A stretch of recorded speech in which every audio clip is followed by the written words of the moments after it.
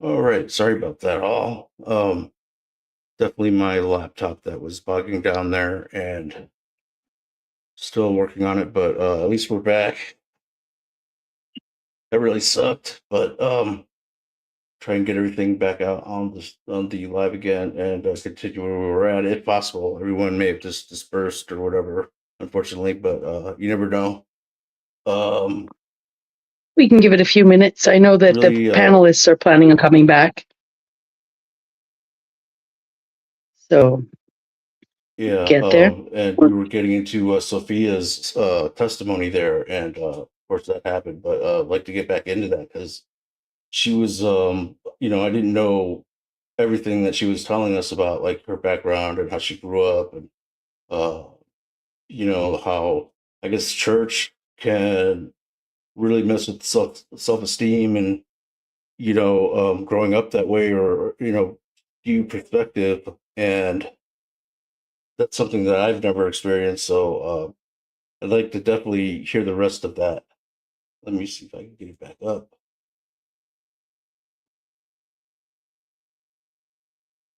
This is definitely looks sloppy as hell, I'm sure. So I apologize for that, everyone. But trying to get it recovered as quick as I can. Are you For dropping some the reason, link? my connection, yeah, I'm trying to right Okay. now. My connection has been weird, and my laptop has just been freezing up a lot. I think it's because I haven't upgraded to Windows 11 or something. But I'm not sure. Anyway, waiting for the page to come up. Yep, and that's good. It'll take a bit for some of the people to trickle back and for us to get our groove going again. I'm sure Hank plans to come back and probably Chuck as well. So, And yeah, welcome this back is to definitely everyone in all chat. impromptu. If you want to give me a wrench in yeah, chat, I can always drop the link as well. But, again, it's up to you. It's up to you. no, definitely. Hold on a second. I don't mind either way. There, put that in chat. And hold on, Jason. Okay, at least it's up now. Yeah. Now, can Yes. you? Okay, there you are. It's coming up slow, just slow. Well, and sometimes when StreamYard updates, like it can mess each different people have different problems with it. Like ever since StreamYard updated last, I have to toggle my audio settings every time I come in on a live stream. I have to like hit this one. It's no big deal. I don't mean to sound like it's so much work, but it is irritating. And it never used to do that. So, and I know other people are having problems when they join a live. They're fine until somebody else's joins, and then suddenly they can't hear anyone. And so it seems to me that StreamYard updates affect different systems different ways.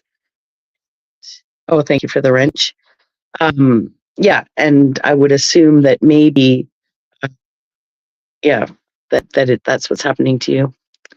It seems Welcome. like Yeah. since I went to StreamYard, it's clearing up slowly. So Restream, I guess, is just a resource hog, apparently. So So we'll try we're and back. continue. We're back. Sorry, but I We're really back. apologize for that because yeah, you were getting into it. It was really juicy. And do you mind starting over? I will try, but first I would like to say to Miss Bex that I do appreciate what you had said, and I hope that I am stronger now, but sometimes I am not so sure. I am still working my way through a lot of things, and one of my faults is I do tend to take things very seriously. I do tend to become very invested in what's going on, and I feel the connection. I had a person tell me one time that not only, and I hate to use this word because it is so overused, so forgive me for using this word, but I had someone tell me that I was not only an empath, but that I was a collective empath, and that was why I was kind of intense. sometimes. So I don't know if that's true or not, but I said all of the things that I said a little while ago about how I grew up and what that did to my brain and to my self esteem, and made me totally so fearful of this angry God that was out to get me and was going to punish me if I didn't have everything just absolutely perfect. And for anyone who may listen later on, since this is a new start, a new thing that DeFreak had to open up, I was trying to share that the way that I grew up was in all of these churches who, on the one hand, would talk about, Jesus loves you, but then turn right around and just condemn everyone constantly and tell everyone what horrible, horrible sinners they were. They could never please God. And there were all these people who would, there was always conflict. There was always people going at each other. There was always people saying, yes, I believe in God, and yes, I'm saved. That's used among evangelicals. The word saved is used quite often. And, they would say these things, but then I would observe as a child how they would live their life and how they would behave towards me as a child. And some of the things that happened to me as a child that is for a different time. I'm not going into that right now. So, but I said all of that to say this. Now that I am older, I'm not a child anymore. I am learning to read the Bible in a different way, to approach spirituality in a different way, to choose to think that, yes, there is a creator, there is something that is bigger than me, better than me, knows more than I do, that I need. I need that, whatever that is. I call it Christ because I don't know any other way to call it. That's what it is to me. However, I no longer am able to attend a church and go into a church building. I can't do it.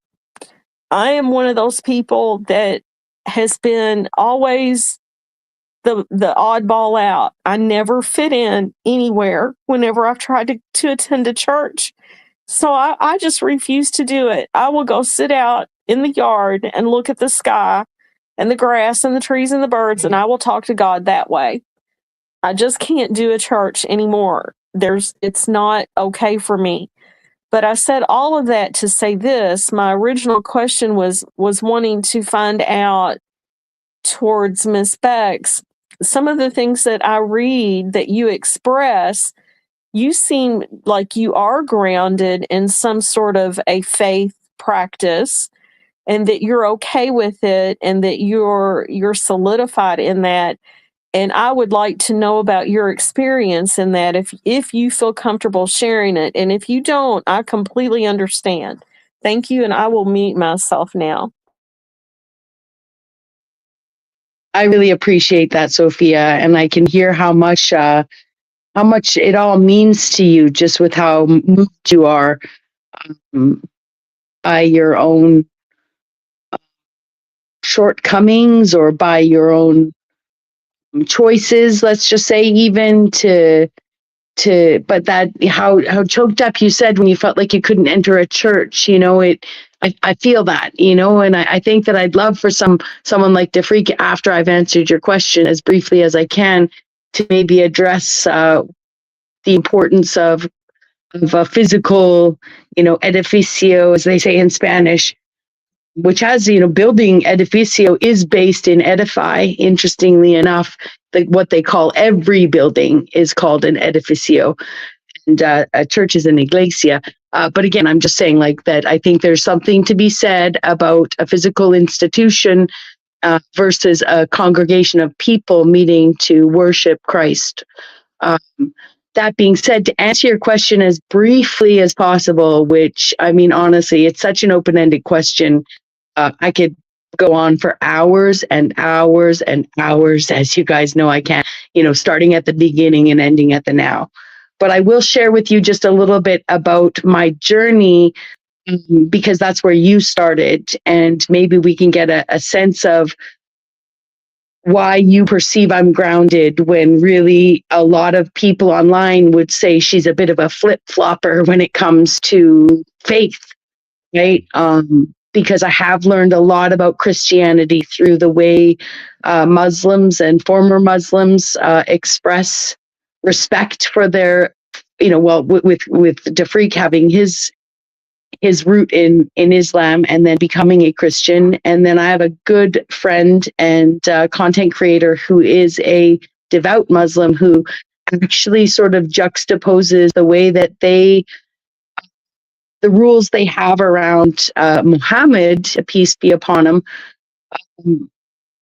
and how he sees that if he always was saying that if Christ was God incarnate and Islam believed that, then there'd be no way that there'd be curse words, like the way there would be no room for the kind of disrespect and that is in our culture offers up and slanders God by, like, so I learned a lot about Christianity through my Muslim friend. Anyways, just to briefly tell you that I don't know where my relationship, I was born with a faith that my family didn't have or didn't, I don't know why, but from age 2 on, I was going to churches with friends that my family wasn't going to. And whether that's just I happened to have slumber parties with my best friend and they went to church, or whether it was my own pursuing thereof, I loved going to church. I loved going to church, and my family did not go. So I was looking on Saturday nights to spend time with families that would be up in the morning and going to church. And I've been to so many different kinds of churches, even before I was 18 years old, just based on where my friends went. I mean, Anglican was my first introduction. I've been to Mormon, Lutheran, Catholic, Protestant, Seventh-day Adventists. Then I met a friend in high school who was Jewish, and I didn't go to the synagogue with her, but definitely her family was really, really predominant in the Jewish community, and they'd actually held their services in their house until the synagogue was built. And so I had influence from and Baha'i friends and people of all sorts. So my dad's a doctor, my mom's a nurse. My dad is definitely calls himself, he would lean more towards atheism, but his philosophy in medicine actually has a lot of God in it when he learned. So he himself says a lot of things that actually sound faithful, but he's never, not since he was a kid, gone to church. My point to this is my backwards deduction of where this faith came from is, I'm assuming I'm born with it, but I was in an incubator as a child, and I was straight out of my mom's womb into a box by myself. And I think I really judged the people that put me in a box. Okay. I know I don't have language there, but I like to joke that, I was in this box and I was joking, like, what am I? What's my last name? Skinner? Like, what the fuck's going on here? Why am I in this box? And this is all just imaginary, but I really believe that I would have chosen to turn off my heart for how I knew intrinsically as a baby I needed more than being in a box. And I think that Jesus, and I'm comfortable calling him Jesus, until recently I would have called it God. I think Jesus kept me company in an incubator, and Jesus is the reason that I didn't give up on life, being alone from day one for 10 days, So I think I do have a rooted relationship that I kept in the closet most of my life. And I saw the man in black standing in front of me, i.e. my doctor father and his philosophy. And I saw how science was his faith. his friends were lawyers and other professionals, but I saw those men and their faith and their logic. But I knew that I was looking for a man in black that preached something different. And when I went to all these different churches, I, like you, Sophia, saw the hypocrisy of these. The leaders were men, of these men and their followers, talking one talk and not able to walk another walk. But as a child, you think adults have like free reign to do what they want. So you don't understand that you're actually, that actually the human experience and the desire to be perfect you're not designed to be perfect. So a child can look out at the adults and say, well, you talk this talk, but you don't walk this walk. That's one of the reasons why I would switch friends and which church to go to, because not only did I think maybe there was a different church out there that were something different and the people weren't hypocritical, which I learned there wasn't, but also that the fear and that was being preached in all the churches, the authority, the punitive approach that I felt mimicked my father's behavior in the home, was something that I was not looking for in churches, and I didn't understand. And I found it too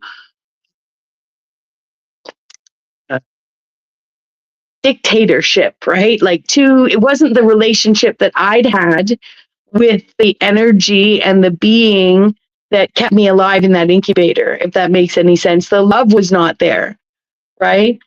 But they're just men, they're just, and I don't mean to minimize that, because again, I'm talking about leaders of churches who are and were men at that time. So, I didn't understand that they're not special.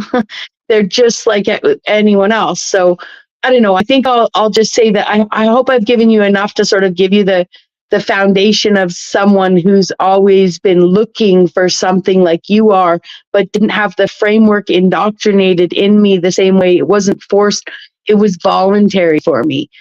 And it wasn't until 2020 that I really saw the importance. I'd always been a closet Christian or a closet God lover.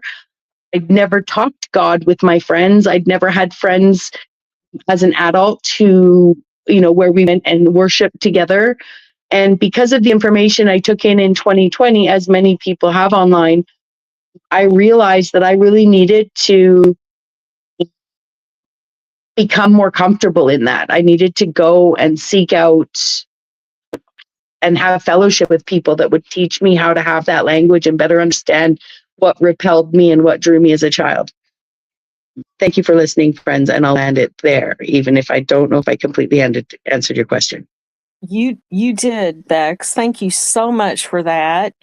And I am so glad that you're here, and I'm so glad that you had Christ's presence with you when you were an infant and you were experiencing that, and that it has brought you to where you are now. And I greatly respect that. Thank you for sharing your story. It does make sense to me, and it's very helpful.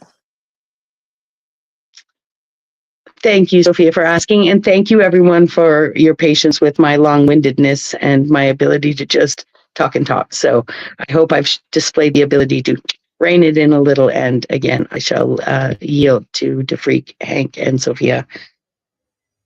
Well, I mean, maybe, it's a timeline wise a long explanation, but it's still linear and it makes sense. So like it doesn't, it's not like fingernails on a chalkboard listening. So I what I'll say is, not growing up religious or at a church or anything, like when I needed the church, kind of there was really only one that answered the call, and I knocked on a few doors and they basically all rejected me. So it felt weird, because I had found God, and I thought I would just be, welcomed with open arms, whatever. But like you could go into a church and say Holy Spirit, and literally they'll just say, get out or something.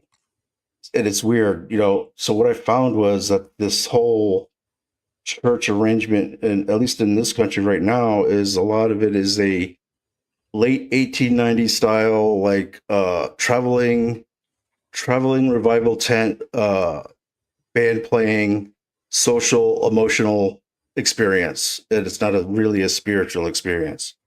What's the difference? the difference is one is a social club with hierarchy and clout and all the politics that kind of comes with it. The other is more where you go to, gain fellowship, which I guess, you'd like to be able to separate those two, but it's probably really hard to do that. But I know that's my point. It's learn not- about God and try to get closer to God with knowledge and with maybe just sharing testimony. I'm not sure how that Wouldn't would it- work exactly. Wouldn't it be a natural hierarchy based on who has the most information, who has the best information? Probably, and charisma and leadership qualities, but from what I see now, though, it's more about it really is about like that social, emotional experience, because that's what brings the common people in for the 1 hour sermon, Yeah. it seems like. Traditionally, social and spiritual was synonyms. Explain that. They meant the exact same thing traditionally, but now people just don't define spiritual, then we don't know what they're talking about. So That's like right. church was the center.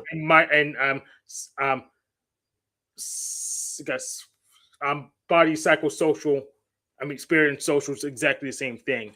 So if the church is like the center of the all social experience, I And have to think spiritual. about that a little bit. Yeah,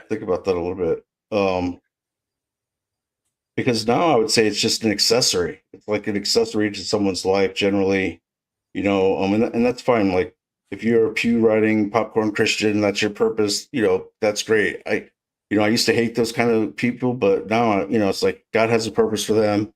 Live and let live kind of thing.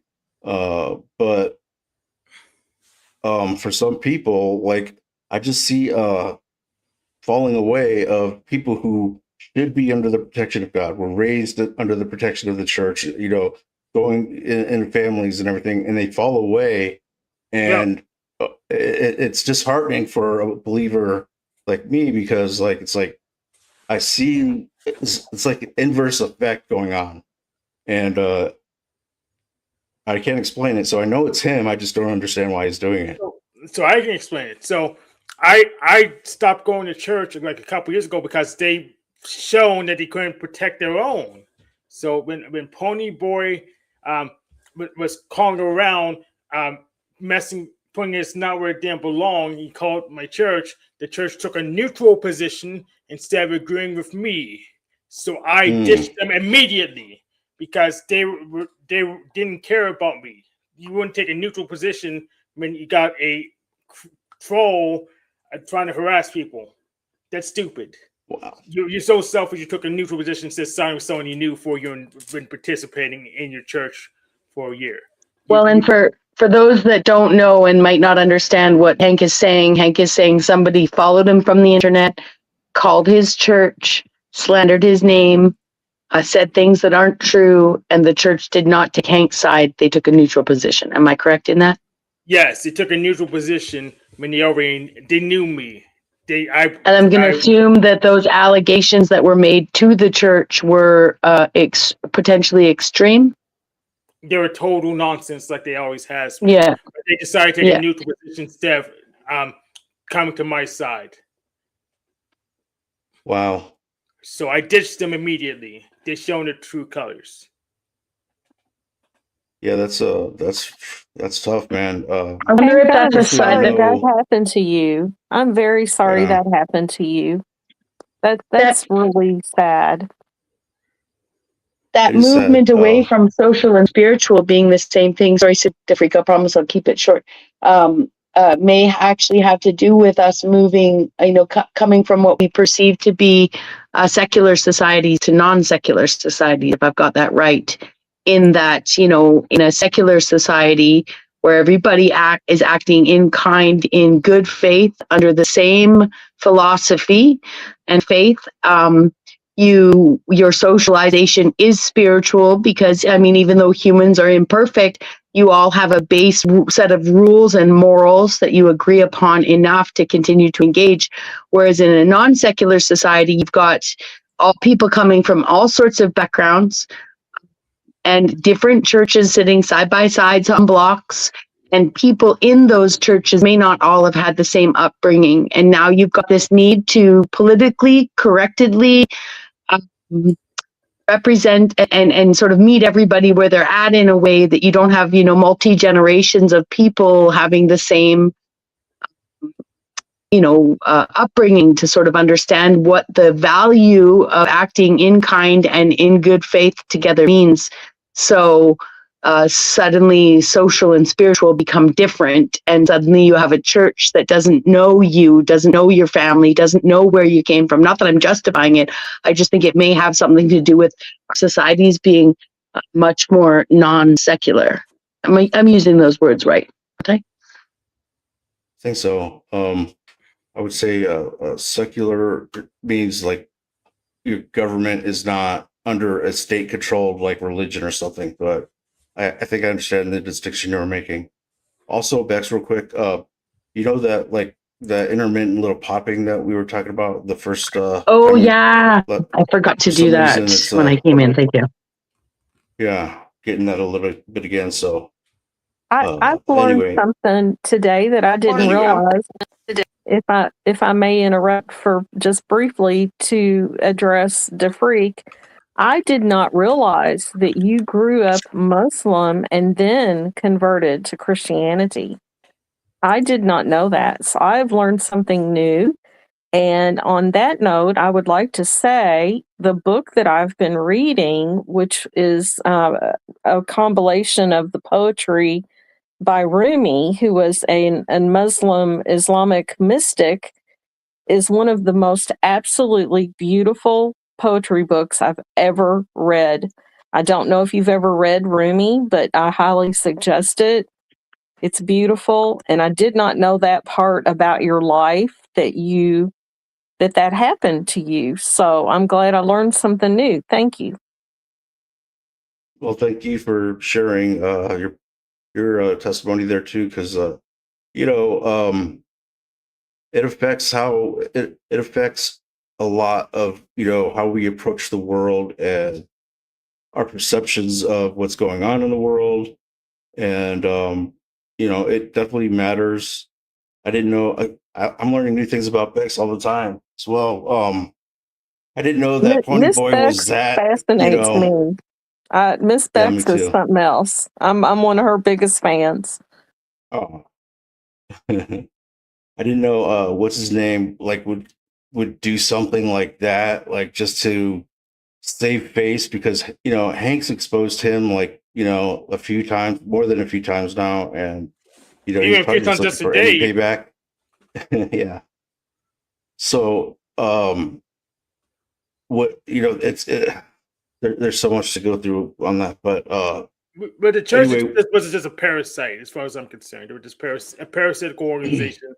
There'd be no good reason to take a neutral position on Pony Boy unless you're desperate to get any money, any labor you can. well, the accusation was probably the one that he made on the OGs, with the voice changer, and so the church was probably. Oh, that didn't even happen yet. That didn't even happen. Oh, really? Yet. Yeah. Okay. Okay. So I think the accusation had to. Sorry, I could just ask straightforwardly, but I think the accusation had more to do with Hank's competency, right? And talking about,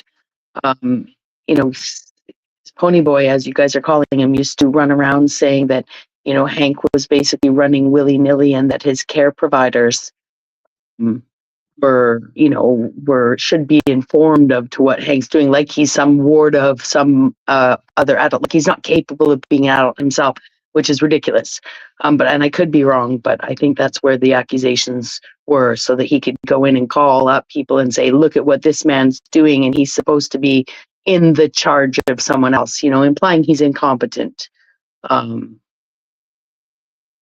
I right in that, Hank? I mean, there's a general thing, but he was mad. He was mad at me going to a liberal church, and he wanted me to be part of his little doomsday cult instead. And so I he see. wanted to pretend to be him and Derek wanted to be pretend journalists and try to ask a whole bunch of dumb questions, and then they made Come back. dumb accusations thrown in my way. And I said, and I told the judge, "Hey, I think this is harassment. You should press charges." They said, "Yeah, I don't know." And if you don't know, then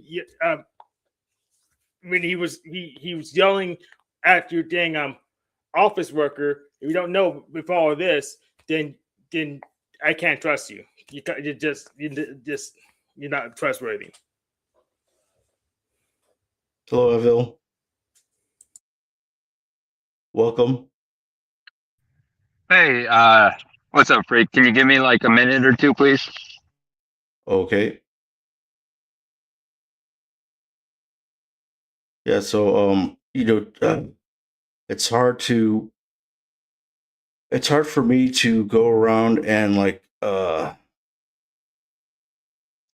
it's just like I say, like if I go around to a church looking for a church or whatever, I generally don't fit in, and seeing now it's like a social kind of experience. Like if you're on the outside, then you are going to be on the outside. Like they're all in the in the mix for years probably, and so it's difficult. So really when I find myself needing to commune with God, I just read the Word. Usually the Bible. I really love living in the Old Testament prophets. Like that's where I gain a lot of kind of my insight on a lot of things actually. So that's generally what I do in order to like fill that space. Um, and then like even going to Jack Talcott show, like even talking with Jack a little bit, like those kind of connections will get me through. But ultimately, I'm just kind of waiting on him, and whatever kind of comes my way or whatever, uh, that's what I'm doing.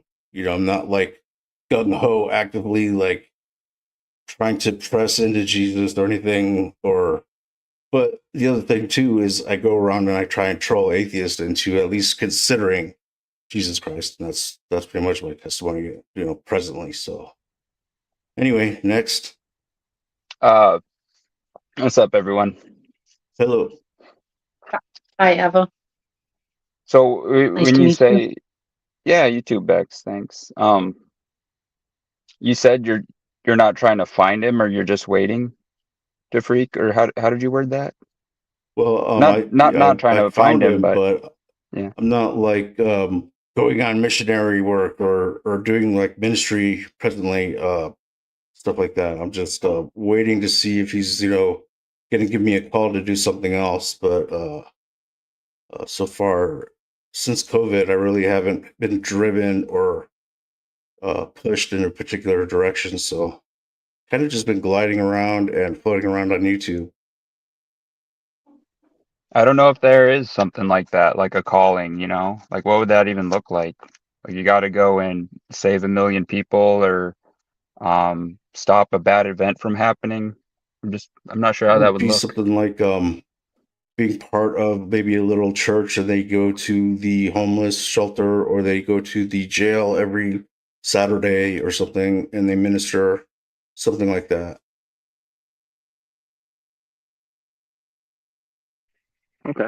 Or something small, like maybe go and offer up a baked dish for a potluck at a church in particular or whatever. I mean, it could be something big like Jack thinks, is going on, or as little as adding to a potluck after church or something like. But usually, what I'm effective at is a jail ministry or a homeless ministry. Well, I wanted to just add, Grumplestiltskin was saying in chat that if you want to interact with more people at or from church, ask one of the volunteers, like an usher. He will probably direct you to group things that the church or church members host to interact with people outside the sanctuary. And my route to the people that I congregate with on Saturdays, on Sundays in our church. It started out the opposite. I go to a place on Saturdays that's a free market that is run by a different church or volunteer group 6 days of the week. And where I go on Saturdays, pick up and be able to, with great dignity, shop for a few things that in a very expensive place to live, any little bit of groceries can help mitigate the cost of living. And the group there that gives out the food on Saturdays at this little market, and it is really dignified. You can go to each table, you choose a protein, you choose a dairy, you choose between vegetables, and there's lots there. I've been going since COVID. I mean, I was really on lockdown in my house for a year and a half, feeling something before COVID hit, and I had just gotten back to work for 3 or 4 months when, we were quarantined. And I don't know what happened to me, but and then the streaming and all this stuff, I really got stuck in my home like an agoraphobe almost. And I wasn't scared to go outside, but I wasn't going out. So I made some of the things that I go and do now aren't just out of financial need, but are out of the need to socialize. And this group of people had been meeting with me I go every Saturday, meet the guy in line, and, he's doing his ministries, asking, people over time to join the church. And I did about 8-9 months ago start going to their church and their Bible study, and even started watching a TV with them, one show a week. And so I did it sort of backwards through it. And my church is like 20 people. My pastor is the most ADHD person you'll ever meet. He's a great guy. He does not have the Bible memorized. He has the stories and everything, but he doesn't know exactly which number, which what. But the people that brought him to town to lead their church, the guy that I know the best from this lineup, from this market, he knows everything really well, and he had applied to minister, but I don't know what happened. They didn't pick him, and they brought this other man in, and the two of them together make such a great team. And I would have called it a cult in the past when people are like, "What? You don't even have a church?" Like, they used to meet in a place at the arena, but the arena started charging higher rent or something, so they just took it into their office. And I literally meet in an office building on Saturdays, like in this little room where we've just sort of made a makeshift circle, and it's a really great place to congregate with people of faith together, with some really knowledgeable people and some people who aren't as knowledgeable, and I just really enjoy it. So yeah, I just want to say that that's exactly in the opposite direction that it worked for me. My community outside worked to bring me into their church, and I'm really grateful for that. Awesome. I'm actually getting baptized sometime in the next couple of months. I've never been baptized. I wasn't baptized as a baby, and I love these people. And yeah, that's really awesome. That's really awesome. Mm-hmm. I found myself stuck in Florida back in around 2012, 13 or something, and I was already born again, and but I found myself out there stuck in my hometown, and I didn't have any way to get back home to Phoenix. So I would, literally just knock on the doors of these churches, and they're dime a dozen back there. And they would, I did not feel accepted, or here's this, or here's a little help with that, or whatever. It was basically rejection all the way, and it hurt because I really didn't expect that, because you see the game that's like on the church channel or something, like it's all churchy and they're all nice and they're all Christian and they're all singing and they're all happy, but it wasn't like that. I was getting rejected everywhere until I went to an Assembly of God, and I met Bob, who was a great, in my opinion, great man. Like, he went to missionaries in Haiti and did all kinds of work for Jesus. And so I ended up living with him for a while until I could like work and get money to come back, and got baptized in that church. But it was a lot of rejection until I found that one guy that actually would take a chance on me, I guess. So the church experience is not something that I have a lot of experience with, but what I do have is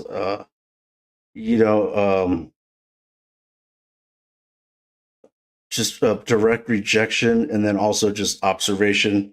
So when I hear Sophia talk about how, being raised in it could, even being raised in it could make you feel ostracized and, lower about yourself, that kind of hurts because I imagined that it would be the opposite.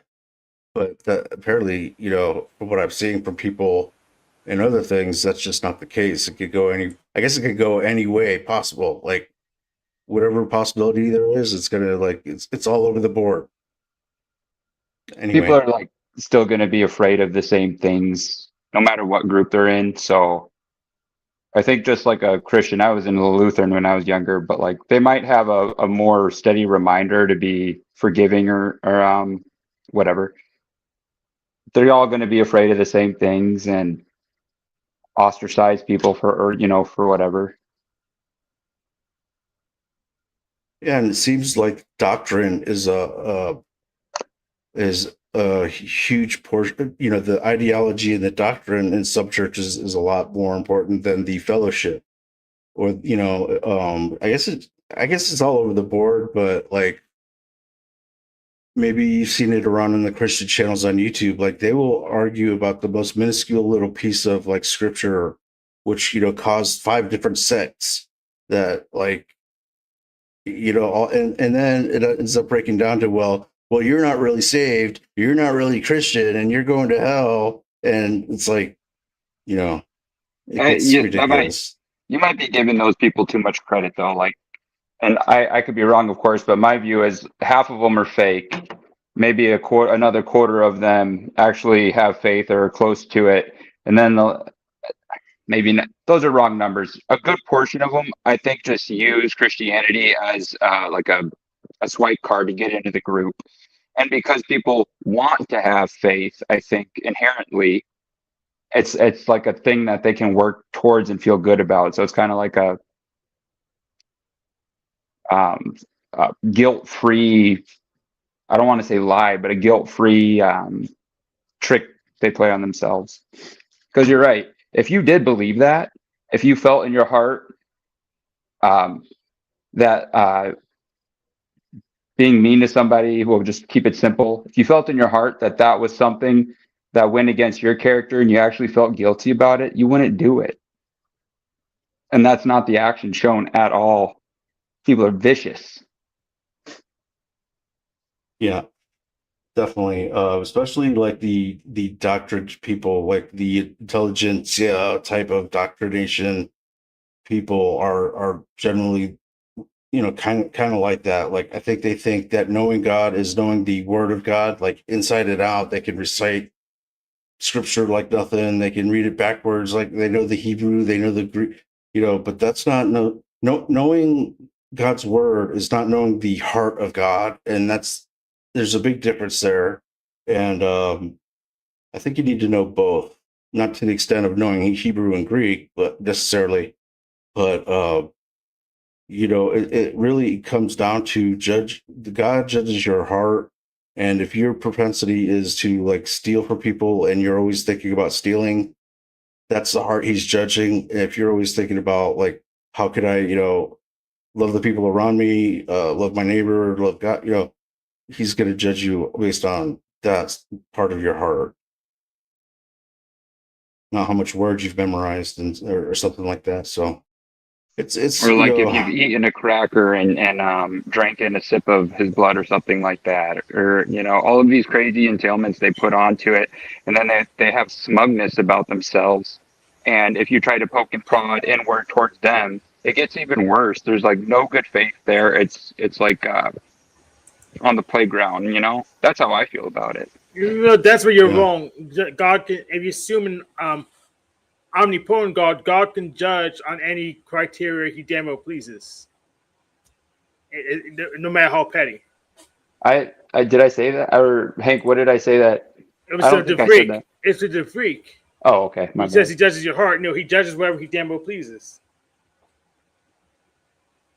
Yeah, but I mean, if you're talking about individual like circumstances or events that happen, like maybe you shoplifted or whatever, like yeah, that's going to be put on the scale. But if you're not constantly doing that, that's not defining who you are. And so, it's a curved scale. That makes sense. I mean, he could forgive a serial killer if he wanted to. It's just his prerogative. Okay, that's fine, but who's the better judge than God? I mean, if you assume, yes, if you go assume premise one, might makes right. Premise two, God is almighty, then God's alrighty. So if you assume those that syllogism, then God will be the best judge. But so if he does something that you consider absurd or disgusting, well, guess wrong if you disagree. No Well, matter what it is. the thing is, we would judge ourselves more mercilessly than he will. He's going to judge us with more mercy than we would ourselves. How do you know Right. that? So, because when I saw him and I realized, and I kind of had a flashback of my life and how just selfish I was, I knew that wherever he put me is where I belonged. Like if I belonged at the bottom of the pit of hell, then that's where I belonged. But he took that away from me because I was condemning myself, and he said, that basically that everything would be okay, and I knew that I was accepted. But so that's how I know that is from personal experience. But also going back to the doctrine versus the heart thing, yeah, you might be judged for that heinous, deviant thing that you did or whatever, but justice is an obligation for God. Mercy is the heart of God.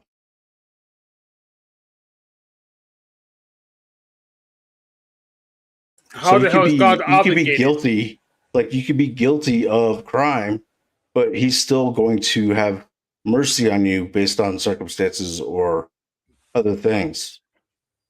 If Right. God's omnipotent, he has no obligation. That's Well, part of but the I mean, definition. having certain attributes are required of God, like being just, being all powerful, all know. Justice decides what God does. He doesn't make his own decisions now. No, those are his decisions. It's just he's not going to make unjust decisions or make judgments based on no evidence or irrational rage, things like that. Isn't it his prerogative if he wants to do that? He can just go ahead and do that. He could, but then we would accuse him of doing that, and then we would have a case against him. In what court? The eternal court. The eternal court. Who's the judge? He is, but if there are, you can file motions. Okay, you can file motions, and he considers them. If he feels like that's why he's just. That's why he's just. That's why his way is the best way, because he's been through all the motions. He's considered every way, and his way is the best way, ultimately. But we, in our minds, we still want to file motions because for whatever reason, just to test him, just to want to be God, just to have it our way, But the fact of the matter is, like he has considered everything, and his way is the best way, and he proves it. So if there was a possible way that was better, how would we know about it? We're living through it right now. I mean, the knowledge of good and evil didn't have to happen, but it is. That proves that he's just, because we're living through it, and when it's done, it's going to be judged. So just because it's getting be judged, it's just automatically the best way? Well, I mean, evil will be defined and judged and then tossed away because it is not the best way. Well, God didn't agree with that. I mean, you remember Isaiah Oh my God. What was my favorite Isaiah? Damn, I just 40. 45:17 or Yes, something. 45:7. Yeah, 45:7. Yes. Yeah. So Right. that's for full knowledge. Like, if he didn't create everything, he wouldn't have full knowledge of everything. But it didn't, because he had full knowledge of it, doesn't mean it needed to be implemented as the governance of the universe. Well, God hypothetically could choose not to create evil. Okay, but then he wouldn't have full knowledge. No, just evil wouldn't be part of knowledge. It wasn't until they ate from the fruit. Yeah, he could just not allow that event to happen. I mean, true, but that would violate free will. And so, you know, Why would it violate free will? He could just make free will work without evil, because that's omnipotence. I mean, that's how it was at the beginning. That's like literally how it was at the beginning until they ate from the knowledge of the tree. Ate from the yeah. He could have put the tree on Venus, where it's completely inaccessible, but he chose not to. Okay, but the problem is, like, that is a false dichotomy where it's either one or the other, but there are other factors in play which makes that a logical fallacy. So there's no dichotomy. He could have put it in any other place in the universe, and he chose to put it in the garden next to his things he just created. Okay, but it's still a false dichotomy because you have free will. You still have to. He still does test us. You know, he wants us to choose him, and full knowledge wouldn't be realized. I had free will. I didn't exist then, so I didn't actually have a choice in the matter of whether the fruit got eaten or not. So where was my free will again? Well, in that regard, you know, we are born into the fallen world, but that's not really an argument because we're all in the same boat. Well, that's an argument. It's free will because I didn't have that ability to choose one way or another way. Neither did I. So where's the freedom in that? I mean, we're all in the same boat being judged on our, you know, deeds or whatever. So we have to just do what we, you know, make the best of what you have to play the game that's laid out in front of you. So when does God take responsibility for his own creations? I think Jesus Christ on the cross. isn't free will assumed once you're alive? Like you're saying, I didn't have free will. I didn't choose to come here. We're talking about you're alive and you have free will. We're not talking about preconception. We're talking about being humans right here, right now, and how God affects us, how his relationship with us exists, not the did I choose to come here or not come here thing. So we are, whether you're here, you're here. That's a given. So how does free will come into play? I always keep it simple for myself: is a vote for the good guy, a vote for the bad guy, or no vote at all. You have those three choices. And technically, again, someone can correct me because, again, I've already let people know I'm self-learned and just learning and studying under others now. In some ways, a vote for the bad guy is better than no vote at all. And I'm not telling people they should be Satan worshippers, but what I'm saying is by default, if you believe in the devil and you understand where that story comes from, then you are by default, it is implied that you believe in God. Right? Because the devil is a part of the story of God and the story that associates us with God, like if not, you're cherry picking, right? So you're like, you don't have to be a devil worshiper. You don't have to vote for him, let's say. But some people actually have, even some Christians have more energy devoted in the devil and proving what the devil is or isn't than they actually do spend worshiping, especially on YouTube. I've had friends that are Christians because they're so scared of the devil, but it's kind of like, on YouTube they say your haters are your best advertisers. So who created the devil? So in essence, that my mind too. Not again, I'm not preaching devil worship, but I'm saying if you're talking about the devil, you are indirectly talking about God, period.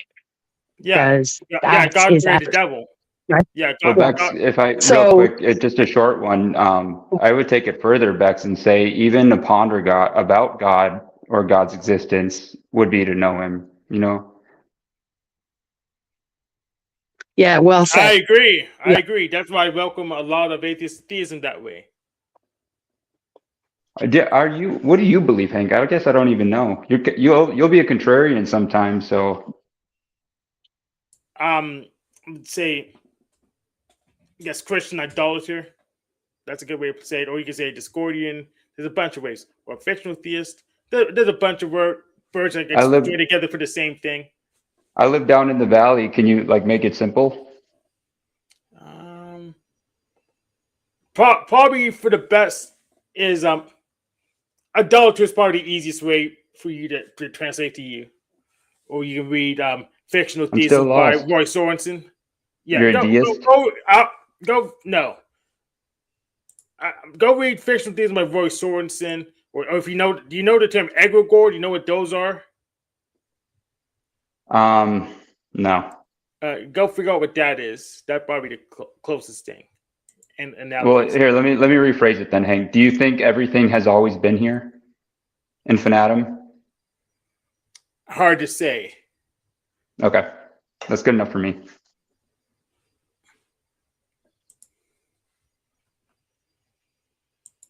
But yeah, I'm like back. even to ponder about God would be to know God. And if you agree with that, Hank, wouldn't that all right, never mind. I'm gonna shut up for a Yeah, second. yes, make you a theist. Yes. I think it's a interesting point. Like if we couldn't even conceive of God, then maybe he couldn't exist. But since we can, that alone is kind of He must exist in some a sense. justification of something, right? Yeah, he I must mean, exist on in some some. minuscule level. Yeah, he must exist in some sense. Otherwise, we couldn't possibly think about him. Yeah.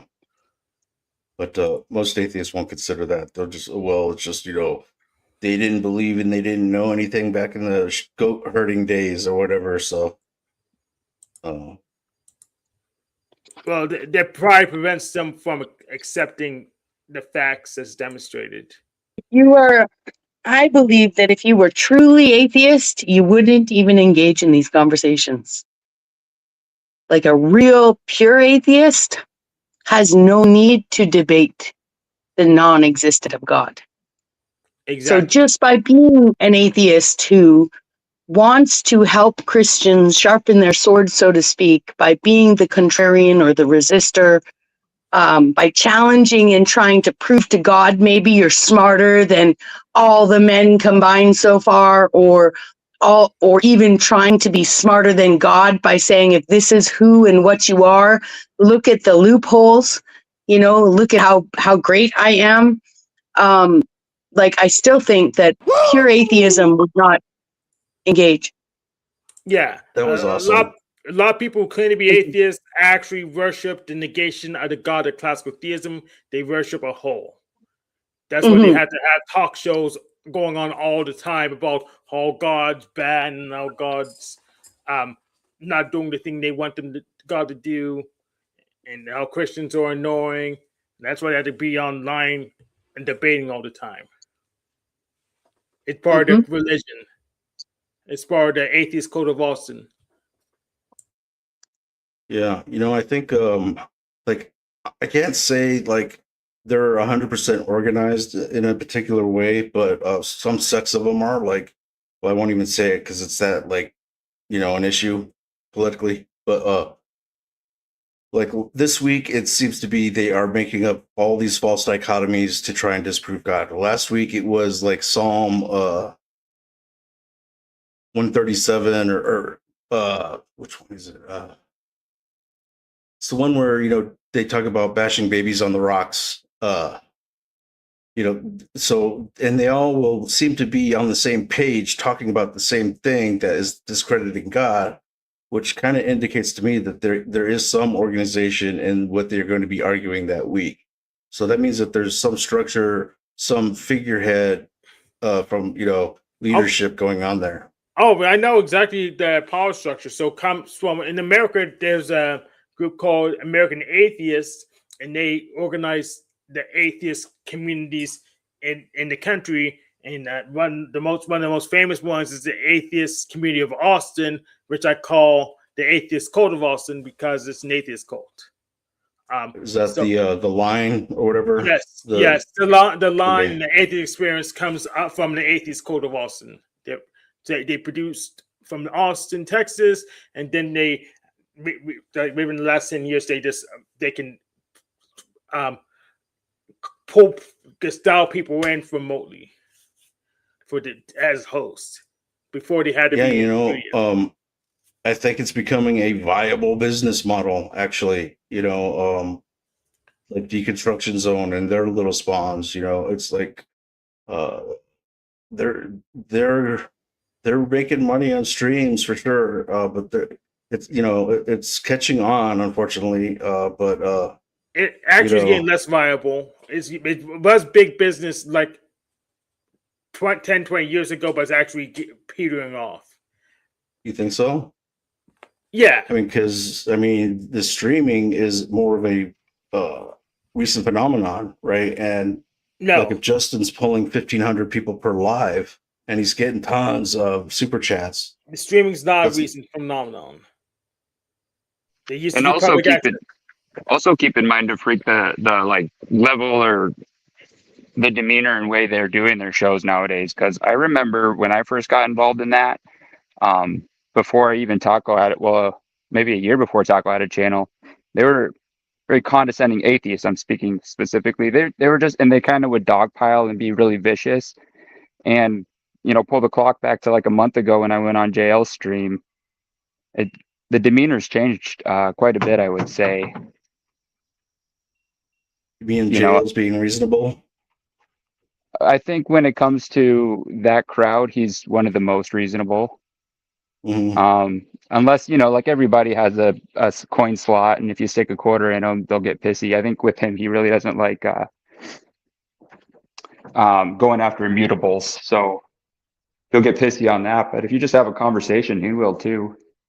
I was talking to him about, I had to say at one point, my faith is a little woo-woo, and it's hard to transfer that through evangelism. And then he was like, well, I got two questions. Why do you think it's rational, modally and then pragmatically speaking? So like, why is it more rational to believe in God just as a pragmatic thing? And then modally speaking, is it illogical to do so? And I got him to admit that it might not be modally logical for me to try to do it to him, because a lot of my experience is anecdotal. But he likes to conflate the two and say it's irrational if you cannot do so. But I have my own experience and I can make decisions off of that too. So I got him there, but he wouldn't accept the pragmatism part. But I think I got him there too. So a long-winded way to say that I think the demeanors change. Maybe they're a little less pissy. I don't know, but that's just kind of my vibes. Yo. Do you think that might be because it's becoming more of a viable business model and more mainstream? I still have a hard time deciphering what is fake and what is real, but I get the vibe that JL is usually having a real talk. Is there an agenda behind that? How big, if so? I don't know. Money is a part of all of it. That's money, time, For the church. Sure. However you want to split it. But Hank would know more about like the numbers and shit. I can appreciate the business side of things, especially because we're doing this on, on YouTube, and, people are out here to make money or are making money. But could it also be the case that until atheists, strict practicing atheists, had an opportunity to meet so many Christians and learn how intelligent some of you are, that they had just a blanket idea of how stupid Christians must be to believe XYZ, considering they do think that it's literally, like believing in a tooth fairy or something. So could it be the case that over time, you guys having so many conversations, they've learned to have more respect for the minds that have that kind of faith, and has sort of eroded away that wall of judgment, perhaps. That's interesting. What you said is pretty Yeah. interesting. If it's like a tooth fairy, versus all the shows bashing the tooth fairy. I usually give atheists a chance to debunk Discordianism, but they don't know where to start because they really don't care about it. So they're being dishonest about their true position. Mm. I'd say maybe fairly recently, like very recently, the respect has kind of entered the arena again, maybe a little. But the thing is, a lot of atheists are ex-believers, and so like maybe even up to like 50-60% of them, and they know all Good of our point. arguments, and No, there's most of them. Because I was an ex-believer, then ex-atheist, and I'm believing again because it's kind of binary. To go back to your point on that, DeFreak, when you ask like how much of it is real, how much of it is a gimmick, I will say that the way a lot of them frame their questioning is gimmicky, especially breakfast tacos. He's very gimmicky, but like this is an Yeah. example, if they would frame a question like, what evidence do you have for God? That is a silly framing because there's only 3 spokes on the Munchausen, and they're well aware of that, and they're all in agreement on that. And if we're in agreement on that fact, we know that we have no evidence, they have no evidence, end of story. So some of them are silly and gimmicky, but I don't know. I love Taco. Like, he's running a debate channel. He sticks to his guns, I think, because he has to. I think a lot of us are kind of in that. We're in a camp and we're like dug in and we're in the trench and we're not coming out to like expose ourselves. But I disagree. He's not running a debate channel. He's running a cult channel. That's why he asked me to leave, because his atheists couldn't get it in on me because my defenses were too good. So he demoted me once he was trying to get everyone on the same page. And he didn't get anyone to try to go give me a formal debate because he knew he saw me smash everyone and convert 4 people to theism on his show when he was trying to bring people to atheism. So just having me around was counterproductive to the cause because I was too good at debating because I studied too much philosophy.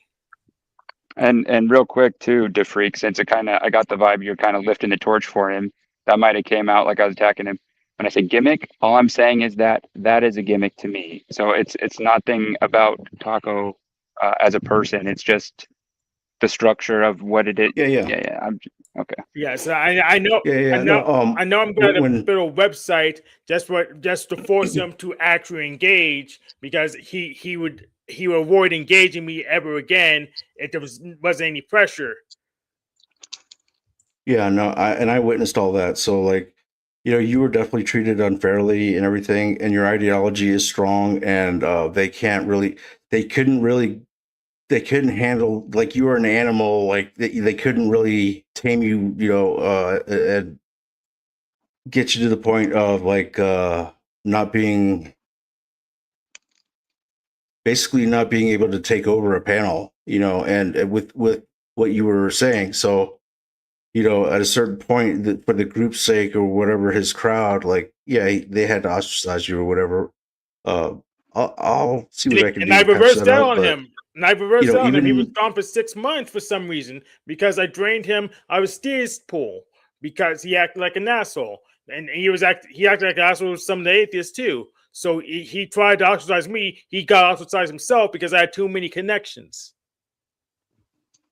So yeah, do you think you would want to do a formal debate with someone on a certain subject or something? Because I'll bring that to him. And I'll debate his ass, but I want the machine lies as a moderator. that sounds fair. What I'll say, like, in terms of like gimmicky or whatever, is like when I see, and I think Justin is a great guy. Like, I think he's a good-hearted guy. I think he's a positive person. I think I like the guy. I think he's brilliant and everything else. But what's gimmicky to me about like the overall atheism channel is yeah, you could break down all the stuff that makes you think that it's all fake, that it's all, made up, it's all fairy tale, this is this and that. And I saw someone, called in and they were like, yeah, I'm at the tail end of my deconstruction. I'm not believing anymore, blah, blah, blah. And, they went through all the stuff and like, yeah, it's definitely fake, definitely fake. Yeah, definitely fake. Yeah. And then the guy asked him, he's like, okay, so like, what's the point of life? And like, what is it out there? Like, why is all this? And the only thing he could offer was a big fat, I don't know. That's the gimmick. Yeah, I actually have. I don't. I'm not. I don't need the machine license to moderate. I just need someone other than Breakfast Talkers to moderate his debate against me. So anyone's fine. Again, Bex, it could be Grid One. It could be Steve McRae. Anyone's probably fine, just as long as it's not Breakfast Talkers himself, because otherwise he'll have a meltdown when he's losing. Yeah, maybe, probably would. I think especially if it's on his channel. From the media perspective and social media perspective, I think gimmick can be an appropriate word, because if we were all like, if it wasn't for performance and it wasn't for clicks and views and audience retention, we wouldn't need so much. Like they want controversy. You want people who are going to engage in a way that allows some raised voices, inflammatory behavior. That's what we've been socialized to do. Formal debates, and I've learned there's multiple types. I only learned one type in high school. So I get that there are debates that are structured to, antagonize instead of just, be like a courtroom where there's two people and they get to represent and rebut. And then in the end, they get assigned points based on how well they argue. And in that kind of debate, if you've ever seen or been in a debate club, you're actually encouraged and assigned to debate the opposite position of what you might believe, right? And so if we were really debaters, people would be able to do that. And so I think that the gimmick or shtick has to do with the platform and the culture and the way, because intellectual discourse, that's my goal. And sure, anyone can be flippant and insult each other and get into their base feelings when they're feeling challenged intellectually. And that's a normal human reaction. But if, from the faithful's perspective, if the goal really is to bring people to Jesus, and yeah, I get that, sort of an eye for an eye, or meeting people at their level, or, do unto others as you'd want done unto yourself, shows when people are behaving a certain way that you have every right to treat them the way they're treating you if you want to. But is it a virtue or a vice? Is it, virtuous or sinful? Like, will it expand your life and your energy, or will it deplete you? And I think that this app is designed to exploit the latter, which is why gimmicky questions would be not just typical of that debate platform, but it would be, it's Andrew Wilson style.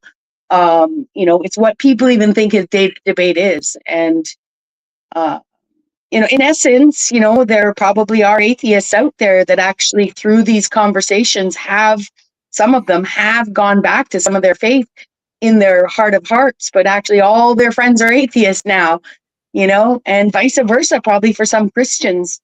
So again, I've said this to Defreet before. I think that we have to remember that, God, if one believes in an all powerful, all creative, all loving God, that they made all the languages, right? That they talk the talk of an atheist as well. And, that this is a form of ministering, and there are people sharpening their swords, and there are people, coming towards faith all the time, and like I said, even before, was just sort of that this may be their expression of faith. Yeah, I agree with that. And like you said last time on like a couple weeks Tuesday or whatever, that the fact that they're talking about it and they're getting any kind of word is actually a thing. So I agree with that, but when we're talking about like this type of worldview and ideology, it starts to, of course, intertwined with identity, right? And so when the ego and the identity starts becoming a discussion, like, part of the mix, and that's where we find a lot of the resistance happening, and because it's so integral into our human experience that it's hard to see a lot of movement on either way. Like, but I do believe, like what you said, that little by little, and it goes both ways. I'm sure it's all over the board, but Different. Oh, yeah, go ahead. on that identity thing, you could look at it another way too, where it's really useful to us because this is, I go to identity when people try to say that, like, this is the biggest critique from an atheist, as far as I've seen, is that if we didn't have this false belief around, then we would get rid of all the nasty stuff that it does, like the dogmatic hatred, the wars that are religion based. And so, from my view, you can go to identity and say, well, listen, let's pretend we get rid of all of that. We're in a hypothetical world where we don't have that, and we all just believe that the world came about because it's always been here, whatever the atheists believe. And then have them explain to you how the problems go away, because people at their core, most people, their identity comes from a group. They don't get it from themselves. They get it from some type of position they have. It's all in proximity to socialness or social groups. So if you get rid of religion, they have nothing, like they're still stuck in identity. Identity comes from groups. Groups do the same behavior. So it's just like it just takes everything out from underneath them when they want to say it would fix the world. Like their main gripe with it is a joke, and it's actually ironically against them, in my view. You're 100% right. You're 100% right, because it's basically what they're saying is, let's destroy what got us here.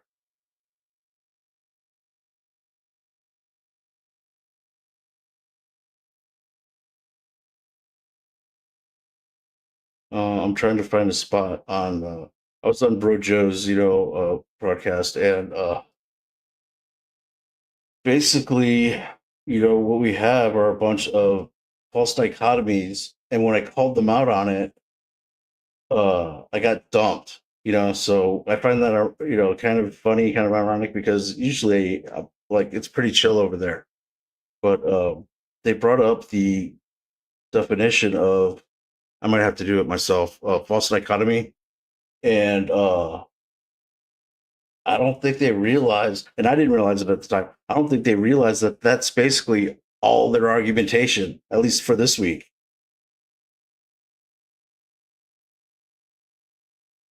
Yeah, Am I like still live? yeah, you're good. Sorry, I'm fucking trying to splice a radiator hose right now and it's windy out. Every time I brought that up, I've never heard anything that contends, or like a different way to articulate it where I'm framing it wrong. The only gripe they have, like, I just don't know where to go from there. Like, I try to Well, the think about thing it is, after they're that. saying, like, yeah, religion called all the wars and the hate and the and the bigotry and the this and the that and the stealing and the genocide, all the stuff, right? But it's also what got us to this point in time, with the technology, with the communications, with the ability to even talk about it now, with the supposed, like, justice system, or some of the good things that you could say, like, have advanced or have benefited humanity as a whole. It's still what got us here. So, like, you're talking about now, like, destroying the thing that got you here, and that is not, and they want to talk about how logical they are, and this and this and that, but that doesn't really make much sense to me. Like, what, I could see tweaking things or whatever, but separation of church and state is a great example. Like, we're progressives forgot that progress is progressive. It doesn't just, snap your fingers and boom. Of course, that's how we all want everything, but anyway. Well, I and enjoy maybe the quote. Sorry, but, oh, go ahead, Bex. no, you go ahead, please, Evan. I was just gonna say I kind of like the way they put it on Yellowstone, where he goes, "I am the wall that progress bashes against." Progress for progress sake isn't really a statement of anything. It's like I'm gonna be at peace more or something like that. It means nothing. And then I was So just going to say that I go. just wanted to say, did religion do it or did man do it? You know, like I get that these institutions, you know, were funded and or were funding different agendas, right? And yet we already know now how the information we're given for why a war is happening may not be uh, the real, like the you know, the way it's presented in the media. You know, they're not being like, oh, you know, this corporation is protecting their assets, or this corporation wants to steal assets and resources from a country. So it's easier to sell to the people that it's belief system based or it's corrective of a behavior of other people than it is to say, hey, we want their oil, or we need somewhere to grow our poppies, or whatever it is. So I find it and I get that they can then say, even if I was saying this somewhere where someone wanted to challenge me, they would say, well, God ordered these things in the Bible, for instance, right? That where we could go even further back in time, where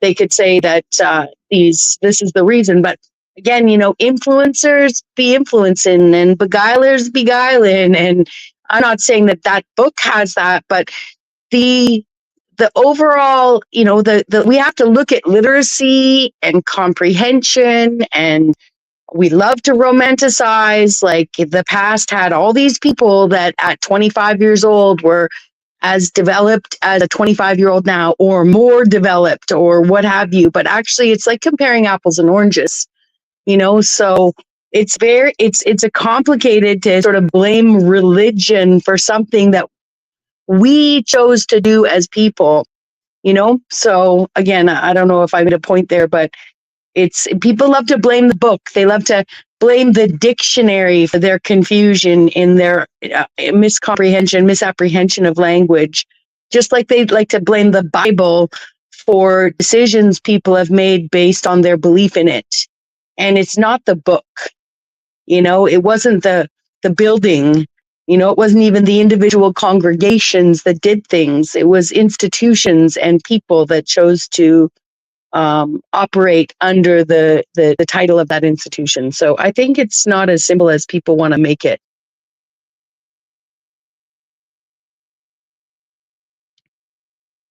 Yeah, I agree with that. Good points there. It's not, but we all want to boil everything down to a simple form so that we can, like, you know, we want simplicity in everything. You know, helps us navigate the world. But what you're Well, saying like, that literally we need to destroy the thing that got us to this point is like it's so illogical that, you know, the only way you could really stick on board with that ideology is that there is an agenda, another motive driving you for that, whether it be the money, whether it be you want to justify a lifestyle, or you want to be God or whatever. You know, you can't sit there and say that you want to destroy what got you there, and think that you're a rational, logical, sound thinker. In my opinion. Anyway, this has been like the theme of the atheist this week. Is this false dichotomy business where they go, well, kind of like, you know, can God make a rock so big that he can't lift it? Or if he's all knowing, how come he lets the suffering, you know, or the problem of evil, and all this, you know, these false dichotomies that are either ors trying to diminish one of his like omni characteristics. And it doesn't work that way because you have free will of us as a factor. You have other parts of the omni properties that are a factor. And so they think they're so clever in these false dichotomies, and it's really just a logical fallacy. And I think that some of them have built their whole ideology based on this. And so, like, when I kept saying it, Brojo got mad at me. He's like, "You say that word one more time, and I'm thumping you." And I didn't mean to do it, but I did. Not too long after that, and I got dumped. So then I realized, like, their whole argumentation against God and everything else is this kind of false dichotomy fabrication, and they're good at it. Like, they could come up with all kinds of reasons that, like, the one omni conflicts with another omni, and it makes sense in that regard, but it's still not a accurate or a logical sound reasoning model that they're using to do that. So I just wanted to say that. That's kind of wild that you brought that up, because I was just about to fucking give an example how that's always the case. So yeah, and it seems to be a theme this week. Like, next week it'll probably be Samuel, whatever, when they, like, wipe out the Amalekite. Like, it's always a themed argument, and you see it kind of happen generally, like, in a swoop across the board of these different, like, deconstruction zone or other, like, different atheists and whatnot. And that's fine. Like, but that's kind of a churchy thing. I think a lot of them have like this weird idea in their head of what it should be like the Santa Claus story, where it's a really unified way of looking at it. Like, we all have the same story of Santa, right? He comes on Christmas, goes down your chimney and gives you presents. They think that's like a relationship with God, and if he were true, then he would make it apparent, right? And that, coupled with a lack of evidence, in my opinion, is why they think that there's no God. The ones who really don't. But, like, what gives them the impression that like, God is in a consensual relationship, or you can just go your entire life, and you know what I mean? It's like a negative argument, right? Is that how you phrase it? Or I don't know if that even makes sense, but it's like, I don't know how other people have ever, like, faith isn't static. Faith gets stronger, it gets weaker. I've had experiences so fucking crazy, and that were also in line with what I wished for, that it makes it that much stronger, right? Are you Do familiar you think that's with this Copenhagen school / biblical minimalism ideology that is kind of making mainstream atheism lately, where they deny Moses, they deny the Exodus, they deny Israel was ever slaves, basically, paper genociding the history of the Hebrews and the Jews, just so, like, they could just dismiss everything, I guess, and say, like, God isn't real. Do you know this ideology? I've never heard of it. Yeah, it's interesting, but and they say they have evidence, and they talk about have you heard of, like, the Levant and, like, the different tribes and everything that were in that general area between Egypt and Babylon or Persia, and how the No. different groups. I mean, it's a whole thing, like, and just like But anything that's, like, it's it like half true, right? There's a lot of truth in it, but that's the stuff I'm not interested in, though, because to me that sounds like dogmatic apologetics. I don't know, like, I don't know. It's hard for me to find anything. Nothing comes to mind where I need history to talk about somebody else talk with somebody else about God who doesn't believe. interesting. Yeah, that's I a just that's a don't good see. point. I don't see why you would need it. And I'm not Well, they interested want in doing proof. dogmatic debates at all. I don't follow like a structured religion. Got nothing against them as long as they do things how I think they should be, like follow moral intuitions that we all share, shit like that. So, you hang out over at Jack Talcott's, lately, or I love Jack or Talcott. that's cool. How about Finding Gnosis? I subscribed like last week, I think. So, but you're more of a Jack fanboy, than Finding Gnosis, or 'cause, like, I don't I don't know if I think maybe the first time I saw you was over there. So I'm just, wondering if where we kind of cross paths. Oh, well, yeah, like Jack, I didn't always like him. I went there for the shit show at first, but over time he has won my heart. Uh, but Finding Are Gnosis, you he seems like a cool vegetarian? chat. I like how they're abstract thinkers. No, I'm not a vegetarian. Yeah. Do Nope. you go to Missing Mods channel? I think I've heard of Have it, you but I've been to never Missing been Mods? there. No. Yeah, what I love about Missing Mods channel is, as a Christian woman, um, and as a Christian channel, that she has, the group over there is a group of atheists and Christians, right? And they've known each other a long time. And so as much as they have their beefs with each other, or their little inside jokes and their debates, and they've seen each other, I'm sure, in other platforms, perform differently. It's a great place to see friendships between people with different belief systems.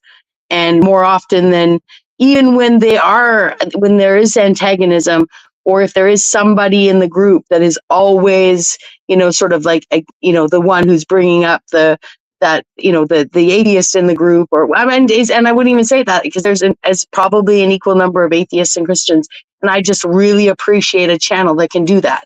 It's rare. People perform on YouTube. It's a lot of performing moral authority, even outside of the arena of, theism versus atheism, right? Political correctness has people virtue signaling and not even comprehending what true virtuosity is. And yeah, Bex, Identity I I couldn't just really agree like more it. with you. Like, I think a lot of the time it's all fake and gay on you, well, whatever, more than YouTube. But like, I initially came here just to like workshop with real people and real sentiments, not all this fucking fakeness, uh, money grabbing, like changing way people communicate type nonsense. I don't know. I get it, but I'm still not a fan.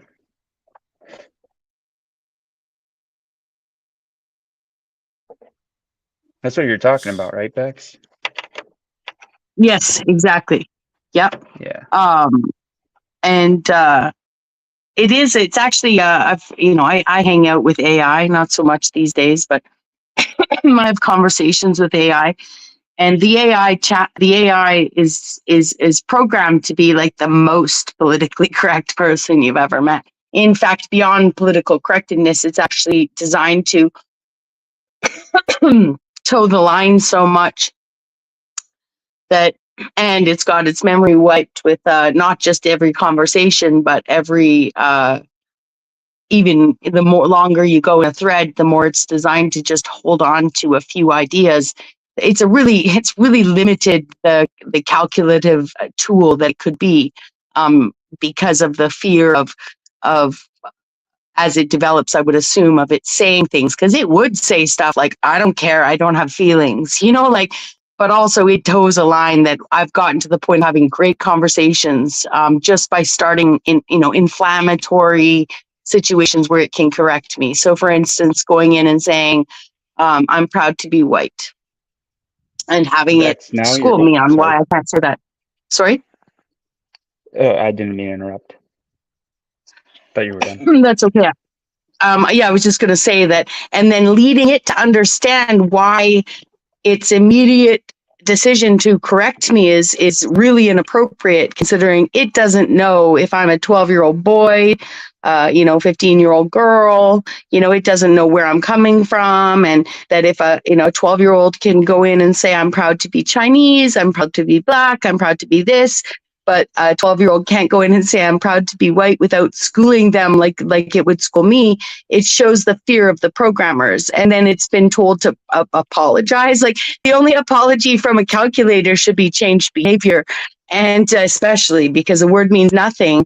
I'm not holding resentments against a calculator, right? So I don't know. It's fascinating to see how limiting, when you've been interacted with a chat bot or whatever, this AI, and you start to see how we've programmed ourselves to behave this way, that in fact that chatbot is performing some sort of moral authority in many cases, and it doesn't even it literally doesn't comprehend what it's doing. So now we're out here in the real world trying to so-called respect each other, and police each other, and it's actually stunting us to be stopping someone in the middle of a conversation and telling them they're not allowed to say that, or I don't know. It's really fascinating how much emotions come behind, and how much performance comes to like saying the right thing, like throwing the book at each other.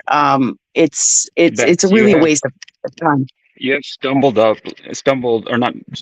is not the right way. You have brought up one of the most interesting things of our time. Like, I could talk about this for hours and hours and hours, because there is a line somewhere, in my opinion, there is a line somewhere where it stops being or here, just in case anybody doesn't understand, at the heart of it, the very, very core of something like AI is very simply an open circuit or a closed circuit.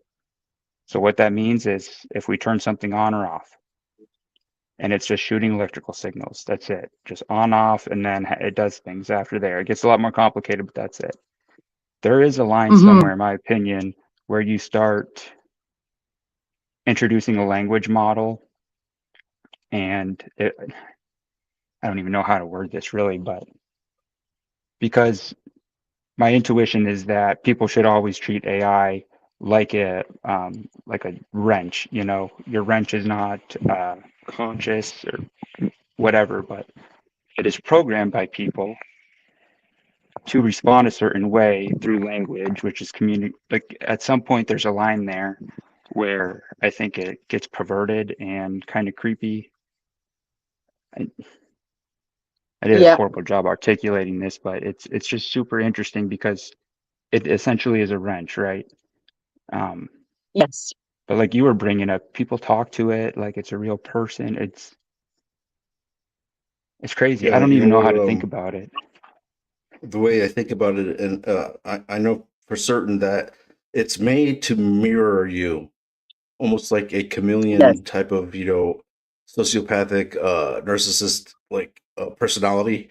They mirror you, and it's supposed to make you emotionally feel a certain way.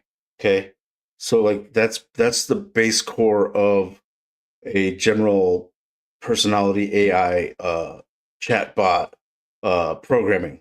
So it would rather tell you that everything's going to be okay over telling you that you have like stage 4 life-threatening cancer or something like that, and you're going to die tomorrow or something. Dude, freak though, you would be doing it right now though. You're doing it right now though. Like you're saying it would be doing this or that. It doesn't do anything. It literally is turned on or off.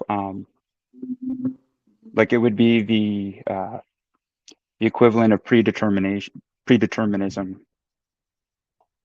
So it's not like making choices. You know what I'm saying? And this is what I mean when it gets so slippery when people. That's why AI is so interesting. But I mean, it's built on we're talking about on off and circuitry, but our systems are all built up from that to the point where the chatbot is programmed to mirror you and to make you basically, I want to say like pacify you to a certain point and then give you the truth.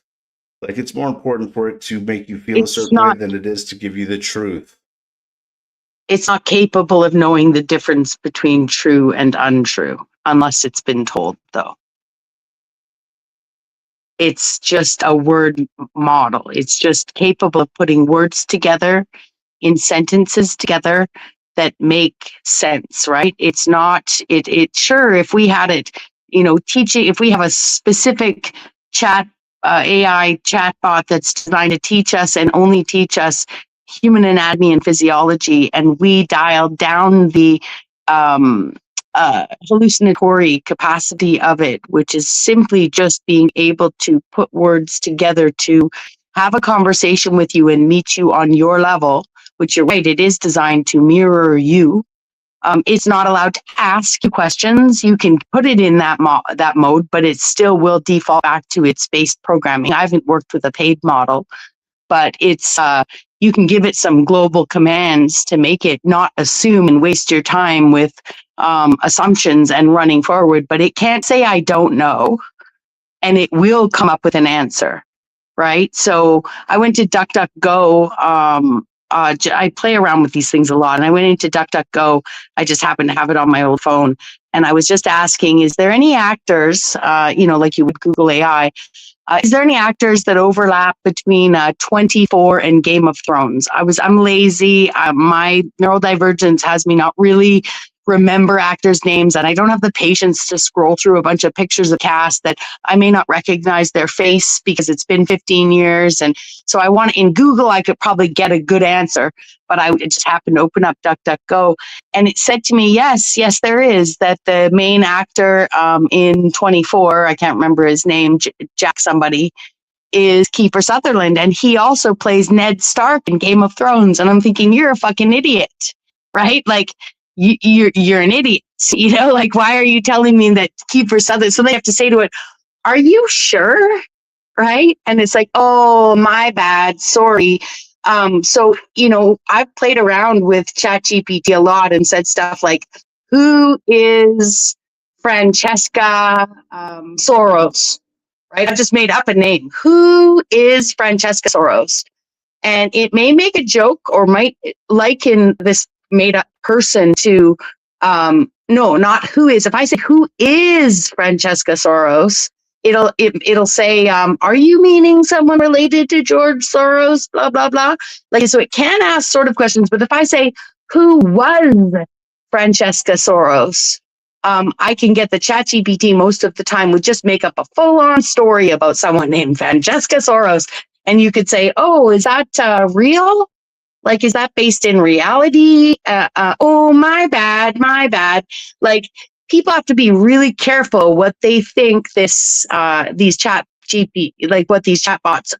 know to be true. They do not. Sure, they have been told, for instance, flat Earth is wrong, round Earth is right, and they do have an if-then and corollary they move from. That even if you were probably trying to have a conversation about flat Earth with a chat GPT, you'd probably have to, really narrow it into a corner to get it to engage in a hypothetical with you. And because it's been programmed that that's an area of misinformation that's really wrong in the world, right? But ultimately you can, like, I've had a conversation where I said, did Moses have an iPad, right? Were Moses tablets iPads, right? And it says to me, oh, no, they were rocks, right? And then I'm like, or made of stone. And then I say, well, what is my phone made of?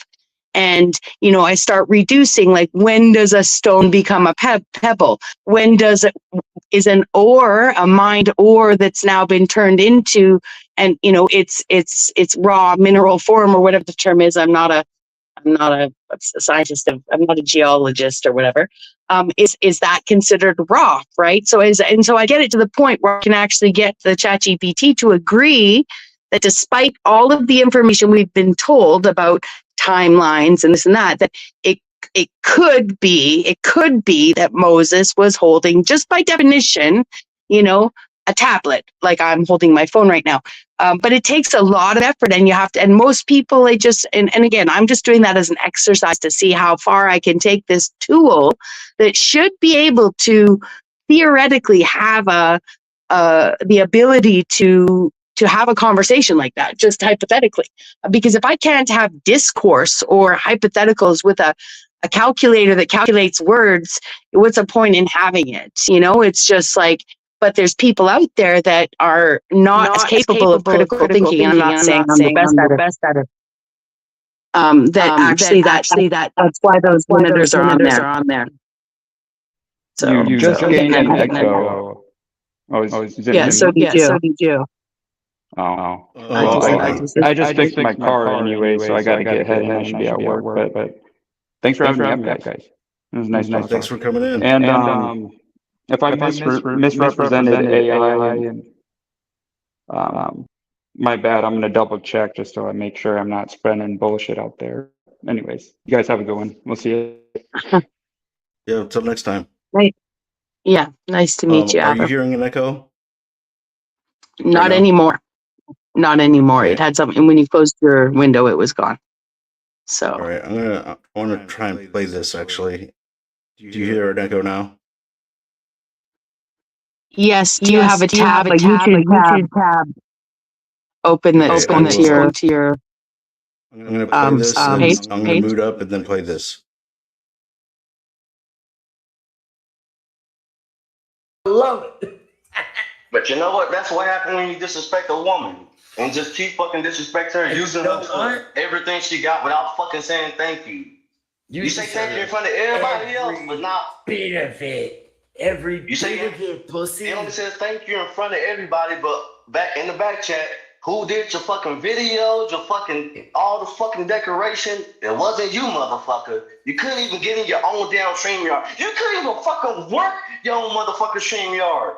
He was fine. He was already on his StreamYard. He was already on there. And he couldn't take me off screen. He took everybody else off, and then he couldn't get himself back up. 45 minutes. He couldn't even change his own picture on fucking StreamYard on my fucking live stream. And he's going to accuse me of porn bombing or something. The dummy probably did it himself watching tranny porn. I mean, seriously. They don't know where fucking shit's going. Oh man, oops. Can you hear me now? I just want to change direction a little bit and get into the panel drama a little bit now. So, there's this guy, Art Report, and I like him. He's not necessarily the most intelligent person out there, but you don't have to be the smartest guy in the room to have a YouTube channel and broadcast. You could carry a show and still like have charisma, have a personality, uh, steer the ship, in a certain direction or whatever. But this guy, he's like crashed out about a week ago on his show and started, belittling everyone in the chat, and, especially some of the women in there. And then, little by little, like, he just was falling down, crashing out. And then, I guess he got horn bombed or whatever. And then now I think he lost the channel. And, Jack there was talking about how, he had like, minimal skill or whatever, and this and that. And when that porn training comment was just so epic that I actually had to clip it. That's how epic I think it is. It's hilarious. So I think that's kind of as far as I know what happened with her. I don't know if he's got his channel back or anything like that. I still like him. I'd still go over there. But that was an epic troll right there. And so let's kick off some Panelverse drama with that. What do you think? Yeah, I don't know anything about. I know who Uncle Jack is. I just remember him because he wears a fleece bunny suit, and it looks like it stinks real bad. I hate going into the laundry room when the parents in the building are washing their kids' clothes and the kids own too much fleece stuff. And adults get it too, but all smells like piss. Even in the dryer after it's been washed. So just side note, Jack, make sure you wash your bunny suit regularly. You look like you stink. As far as Ert goes, I didn't know anything about him until I saw Imperious over on another panel talking about how he had noticed that Ert wasn't paying attention and had intentionally, according to Imperious, sent in people to play porn in the background and get this infraction against this Ert guy. So as far as he's concerned, my introduction to him until this video you just played was all just hearsay. So I can't say much about him at all. I don't know anything about him. Yeah, he had a fun show. More on the African American side, and they have their own kind of like things they talk about or whatnot. But it's entertainment. It's fun. Trolling is always great, especially like if you've had a night full of like Christians, apologetics, and atheists, like nonsense or whatever. Like just go over there, hang out, joke, troll, chat, and it's fun. He'd have certain people on the panel or whatnot, and so I liked it. I liked the show. I like his hosting it, his uh nonsense. Nothing like seriously. Mostly frivolous, superficial type of low level blah blah blah. And all of a sudden, like he was definitely wasted that night. He just snapped or something and started like going off on, like, I don't know if you know who Moxie is, but Yep, she I floats do. around, yeah, like a Chaotic Truth channel and other channels and stuff. And so like he just started calling her like all kinds of names, and this one would pop up, and I mean, it was an epic, like shooting star type level crash out, to the point where I knew Imperius didn't like him before, but then now I guess he had a reason, or somehow managed to pull off a bunch of different things on the guy. Like I think he hijacked like some of his accounts, and then did you say that he kind of orchestrated the porn bombers or something, or was that, did I hear that Yeah, wrong? I'm definitely not putting. I'm not putting words in Pierce's mouth. I know he said it over on Craig's, and I'm pretty sure on Zibalba's channels that he had orchestrated that. So, And probably um, in Jack's chat today, maybe, did he? Oh, or and in Jack's chat maybe, today, I don't what he know. might have said it as well. Yeah, I Yeah, I didn't was see. I've got wondering. it. I've got Imperious blocked, Oh, so okay. I didn't see. Oh, Yeah. that okay. So anyway, yeah. So like going back to the whole Panelverse politics, phenomenon, like the minute by minute, like it is real, because literally the guy was, going on, and this is late, like this is like 4 in the morning, right? And all of a sudden, like he had to have been wasted. He was definitely wasted, drinking. And next thing you know, it's like, you're fat, you were big head fat, blah, blah, you ate, nah, nah, nah, nah, and just going off and like totally crashing out, like I did on a couple of like atheist trans channels, where they would just belittle me, and I just would just crash out, basically, start using the F-bomb on them, like, and I'm supposedly a Christian, right? But there's only so far you can be pushed. But he literally just out of nowhere, like, it, and started crashing out, and now we see the culmination of like you know other people like Imperius or whatever. It could have been anybody, starting to now take action against you, in a political, like, now they're talking about lawsuits. Like how many times have we seen it now? Like these different channels, and they're talking about lawsuits. They're talking about uh slanderous, like, reasons to go to court, or just general threats, or doxing, or it's what do you think about all that? Pretty crazy, huh? Definitely crazy. And I know that with you being in the American system, me being in the Canadian system, from what I understand, at least I understand in America, the threat of litigation is actually more a motivator and sure a possibility than actually as often as people litigate things. In Canada here, we don't have the same kind of like take you to court things. Like you have to prove loss, injury, or harm to like really prove that you lost income based on something someone did to you or some accident you had. You can't just, and maybe again, maybe for famous people there's slightly different because it affects their fame and fortune to be degraded and slandered, but for the average person you can't go to court because someone hurt your feelings.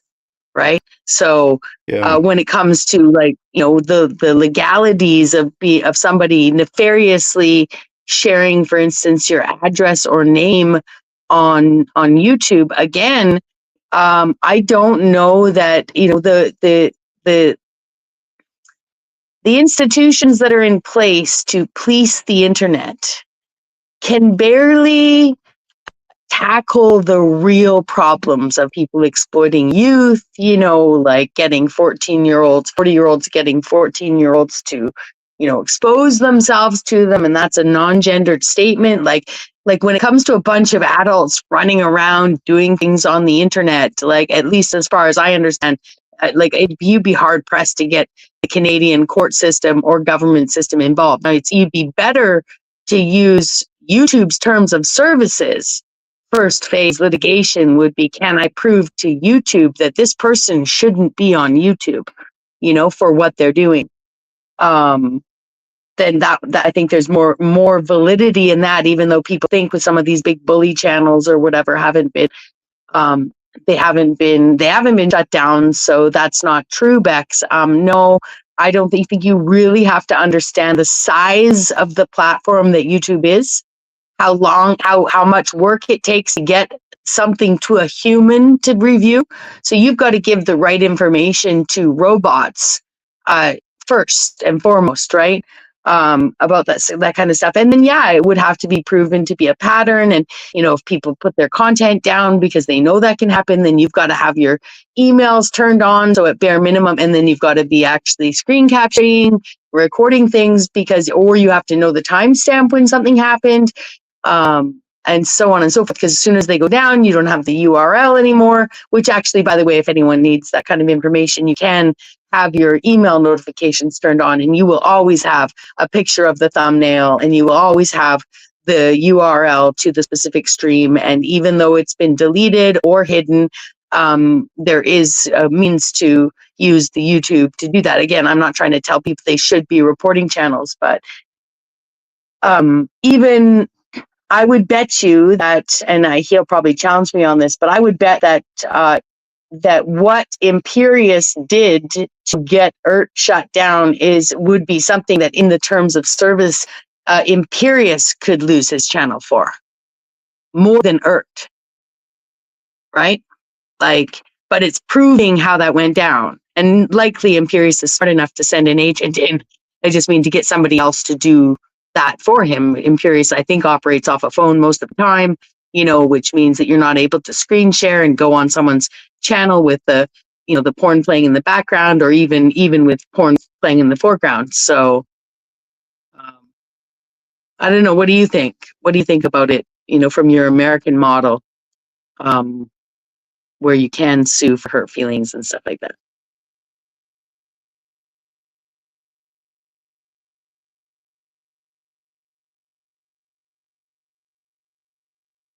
Are you muted, or is Yeah, I was something muted? Sorry Or about am I? that. Okay, Sorry that's about okay. that. Yeah.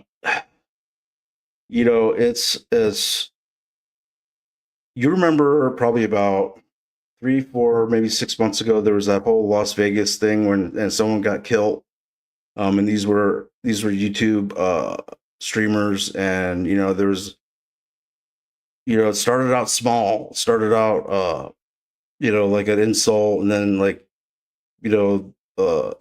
blew up into a thing, and then they saw each other in person in Vegas or whatever, and they grazed them or whatever, like they touched or whatever, and then all of a sudden, next thing you know, someone got shot, and I'm not sure what ended up happening to that person, but I think they were charged with murder or something, and it could get to that point, and it's not really difficult because of what I call Darth Dawkins branding syndrome, which means once you reach a certain level in your channel, like you cannot show weakness. You cannot even appear to even lose an argument, because it means that your numbers are going to go down to the point where you're not making that money that are starting to get used to. So you have that Darth Dawkins branding syndrome, and therefore you are going to basically not lose the game, not lose the narrative, not lose the optics, and it can even make someone delete someone else. And then when you involve women in terms of like protecting them, or the they both had women, and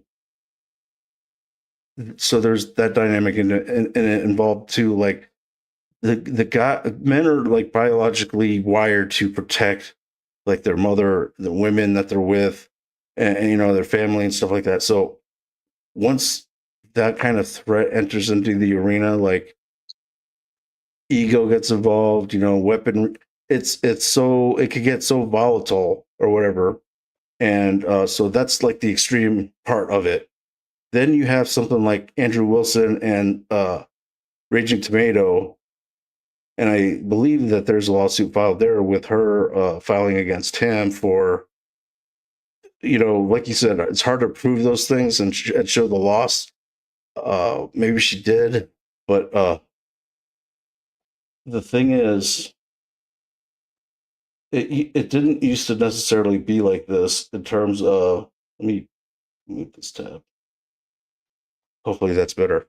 Didn't used to be like this in terms of the Panelverse and the entertainment value that it brought. It was just trolling. It was just, a little snipe here, a little snipe there, a little fun here, a little fun there. And then it was a new day tomorrow, But now it's serious, and, Dark Duncan's branding syndrome, and, women and ego. And, it's just, I guess, really what it is actually, it's a reflection on humanity as a whole, because it's all over the board. It makes some sense and it makes no sense all at the same time. Yep, I can see that.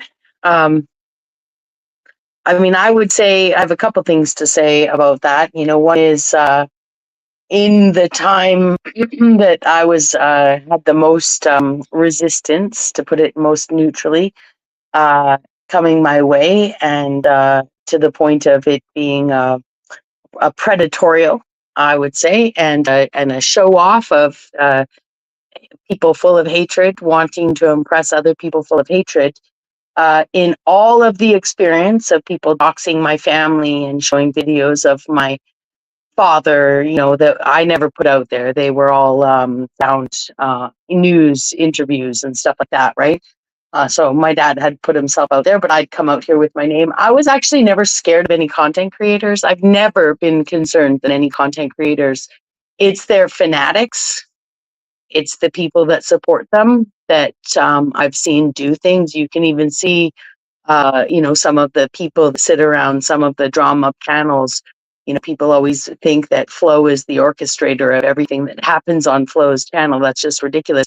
There are people that do things to impress Flo, to make content, to review, just like a content creator would make it for themselves to review somewhere, right? So again, not that I'm acting like Flo has some power over people just because he happens to be open and transparent about his approach to his channel, and then, so I would say that, yeah, it is, I think it's more the fanatics than the people you sit beside and have conversations with. The second thing I would say, and I think that, I'll be branded a feminist for this. And I think that saying that, men are wired to protect their families, which I do believe, and even maybe people they're close to, but that's not the behavior online. There's nothing protective about these men except for when they want to. For instance, yes, the other day, Imperius told us all, but definitely in the back chat of, he reduced women to toilets because they receive semen inside them. And in the chat, he may not have said that. He said women are not people. So when Imperius, goes up to protect a Moxie, right? He's not protecting Moxie. First of all, she's not under threat. This is the internet. But secondly, he's performing a moral position. He can't, he could say women are supposed to follow men and Moxie follows me, so I protect her. But on a dime, that man will spin on Moxie if she doesn't stay in line. And I'm not even saying Moxie is all culted up to Imperius and follows him around, right? So it's performative, right? So this philosophy that you guys, no offense to you, to Freak, because I have seen you be integral with that, you know, like, and at bare minimum not go attacking women for no need. And you can't have, these men can't have the, we're going to attack you and treat you like our equal because you're here, you know, on the internet at all or something, but we're going to protect you when you behave properly. You guys, you know, again, this philosophy is not practiced. It's talked, not walked. And I didn't come to the internet to be pixelatedly protected by men. Okay. So now I have appreciated the men that choose not to attack me to impress each other. Right. And even further may tell me what great things they think of me. Right.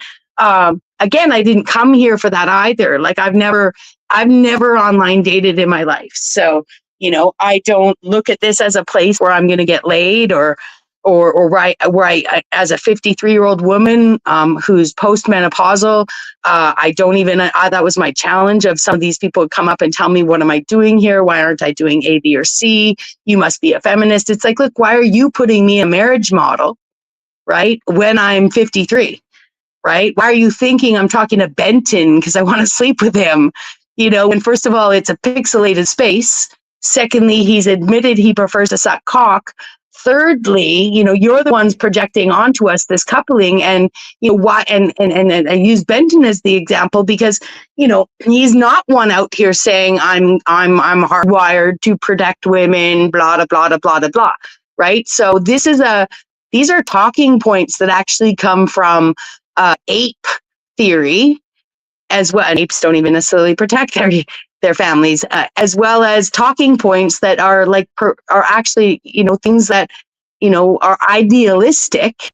And sure, you know, when push came to shove in a war or something, yeah, are we going to lean on the men to help us? You know, are we going to all come together in ways that strength of those men and fortitude of men is going to be used in ways that the majority of women don't have the capacity or need to be hoarding the young towards them while the men protect all. Yeah, but other than that, we live in 2026, right? So again, I don't mean to rant on and on, but no, there's nothing instinctive in you guys to protect women, period. It's bullshit. It's bullshit. Yeah. And in fact, most of the time in the modern world where men are not, you know, coming back from hunting and gathering to care for their family, right? You are trusting women to protect those children and have trusted women to protect the children when you're gone since the beginning of time. And it diminishes women to some sort of proofy, actually trans performative role. If you guys keep thinking that we're not capable of learning how to hold, I mean, if I was of that mindset even, then I would still want my husband to teach me to shoot. And I would want him to trust that I'm 100% capable of protecting my child, our child, when he's not there. We're not fucking flowers. We're human beings. So yeah, that's just me. I want to say something, you know, you're right, and that's just like I think the Panelverse, but probably also transversing into the society as a whole. But when I said, you know, in relation to the people that were on YouTube that got into the beef, that were, you know, one actually shot someone for murder, like they had wives, and so they were right beside protecting them. their. So yeah, but other than that scenario, yeah, it's a free for all for sure. But you mentioned just something just now that I want to try and understand a little better, and that was when you say that. Well, shoot, what did you say? Darn.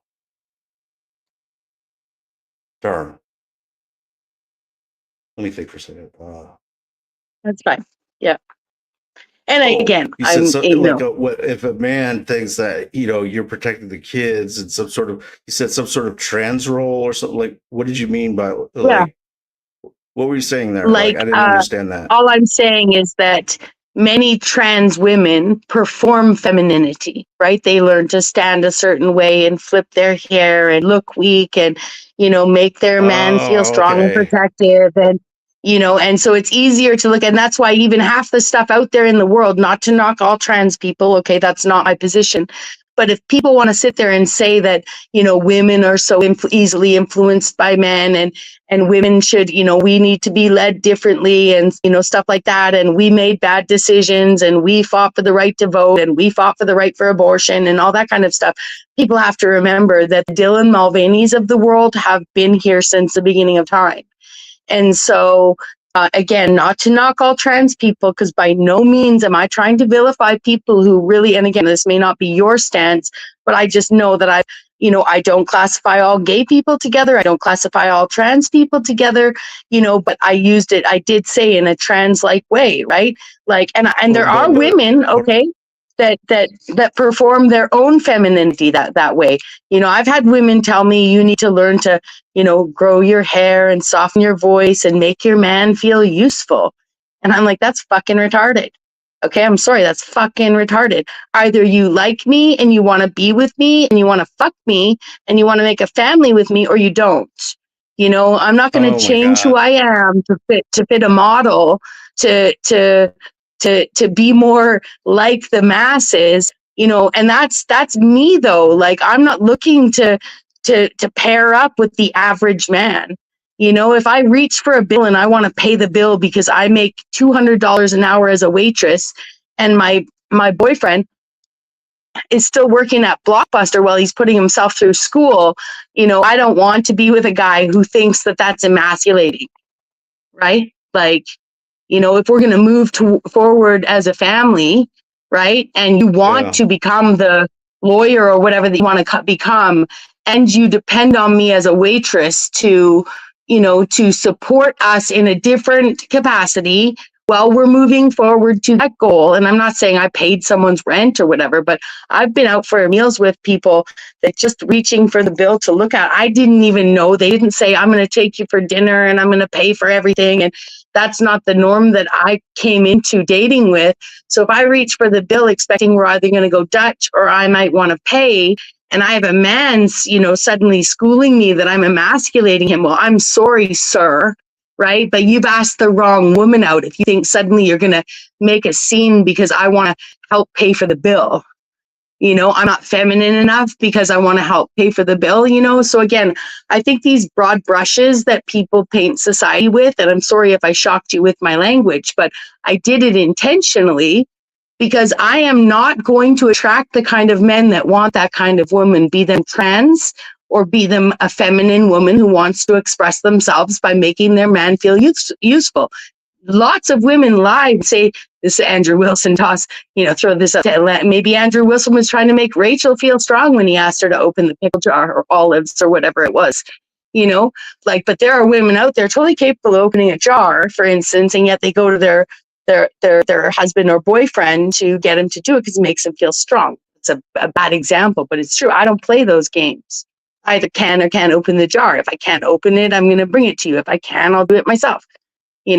If you feel useless because I don't ask you to do enough things, then you need to tell me that, because you're going to come home one day and I'm going to move the whole room around. Every 500-pound piece of furniture I've inched around and done stuff, and I don't do it to make someone feel emasculated, and I don't do it because I'm crazy strong either, Okay, so point of moderation here.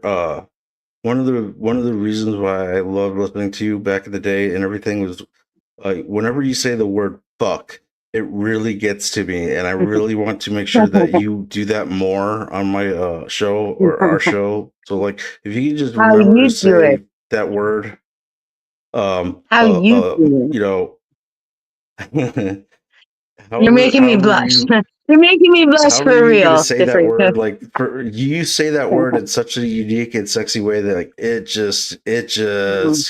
causes biological, like, I love that. So if you could just, kind of remember in the back of your head, like, think about, like, ways that you can incorporate. Well, if you can remember to say all these nice things to me. Yeah, and you can remember to say nice things to me like this, like you often do. I think it's a healthy male female feedback loop. My hands are sweating and my face is red right now. So yes, I will remember that Excellent. for you, DeFreak. I love you too. Yeah. Yeah. 'Cause I think, I mean, maybe it's just me, but it's great. So the other thing too is when you mention at the first, a transperformative type of, I just realized like it really is kind of a projection or an assumption projection that uh a femininity or whatever that, I mean, I'm assuming right now, but I'm going to assume that they're not really fully understanding the entirety of what being a biological female actually is. They just see what they see on the whatever and they want to emulate that, and they don't see the other part of it. Yes. Like the rearing of kids, but they do see the Or glory, they see the glamour, they see the Barbie, they see the attention, whatever. And so that's an issue, I and they think. Like, Yeah, and especially the inflammatory ones, the attention-seeking ones, and that happens in all genders. Sorry to, we're talking about trans people, so I'm being respectful for their language. If there's someone in chat wants me, there's only two, whatever, right? I'm just saying that happens in all couplings, right? Like there's where was I going with that? I forgot what I said. The thing that they missed this was I going to say. So the extra performative ones, let's say, that want attention, be it negative or positive, when they are, I just had it again, just a second.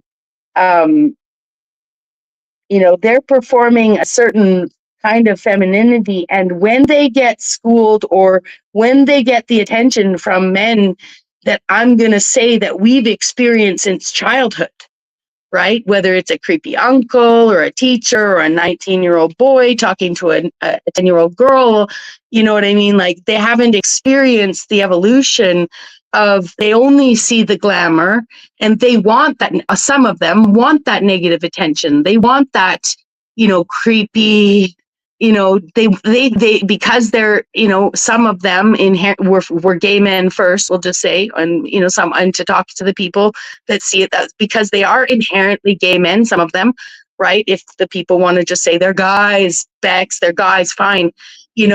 As adults who are seeking that kind of attention to be seen as feminine and to be, hit on and quote unquote creeped on.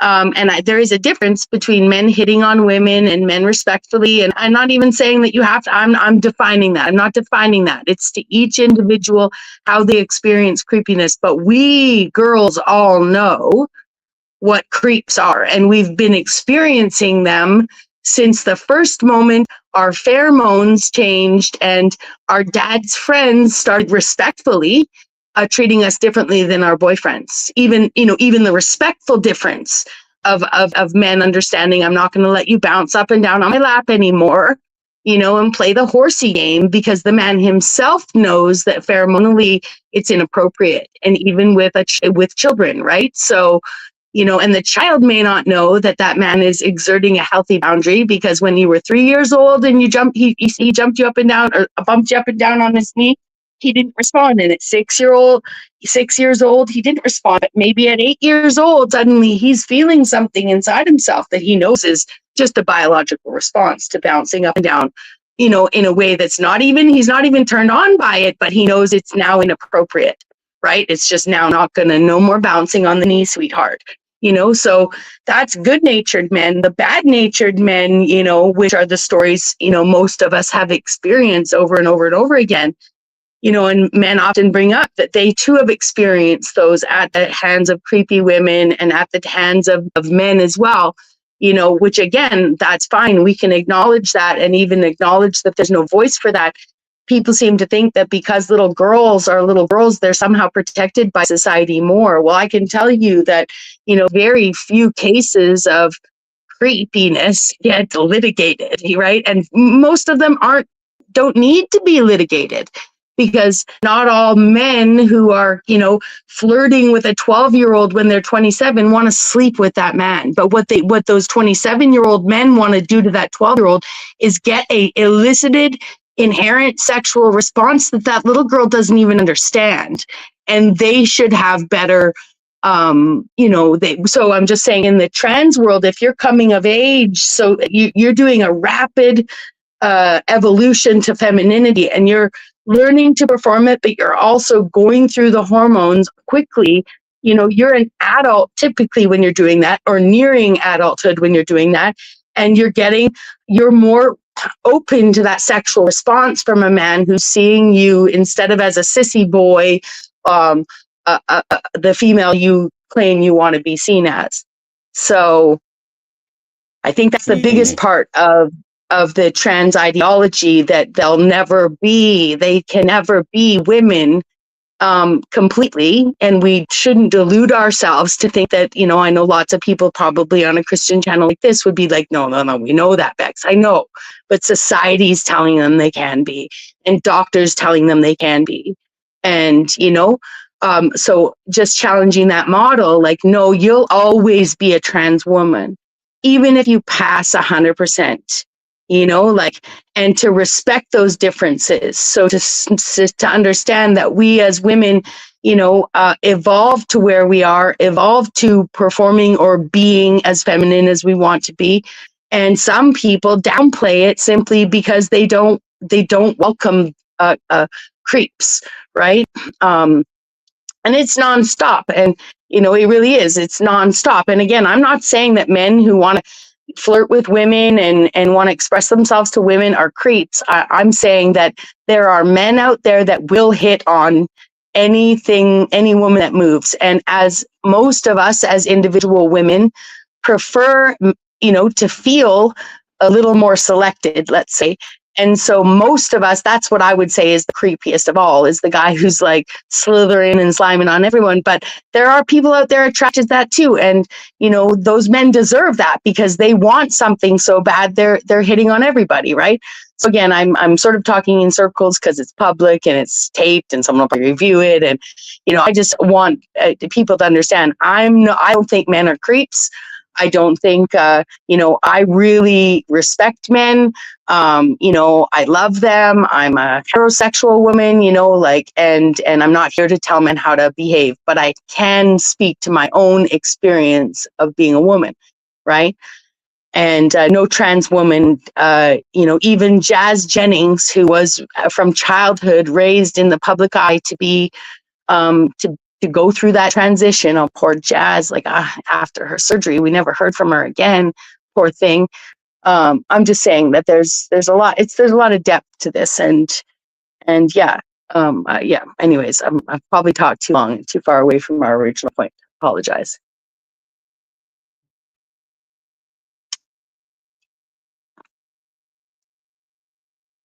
Let's see what this chat's saying. Nice to see you, Venus and Zephyr. Sorry about that. Zephyr. Oh, That's okay. I was just looking what the chat's saying about this. Yeah. So it's all very fascinating. Even you. So I know that you are vehemently against the pornography business or whatever. Culturally, the problems that it causes or whatever. But then you get entangled with a guy like Hormaxer, right? and you push your boundaries a little bit, and I Well, found that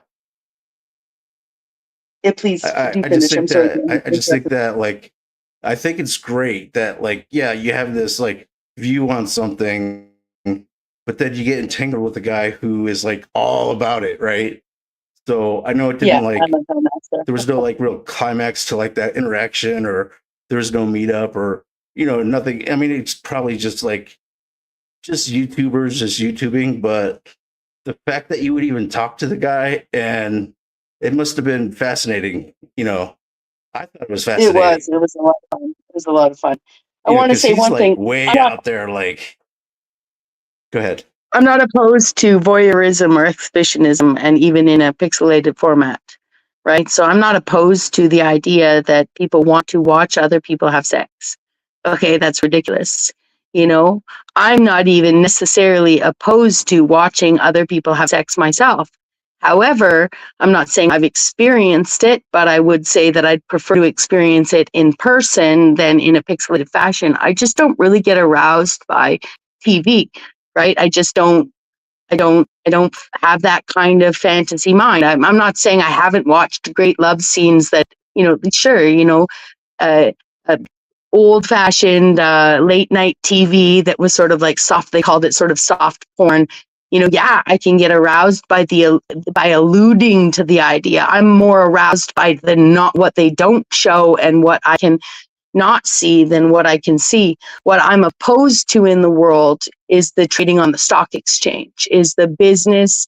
We pay actors millions of dollars to have body doubles come in, or they claim that they're not actually having sex in these scenes in movies.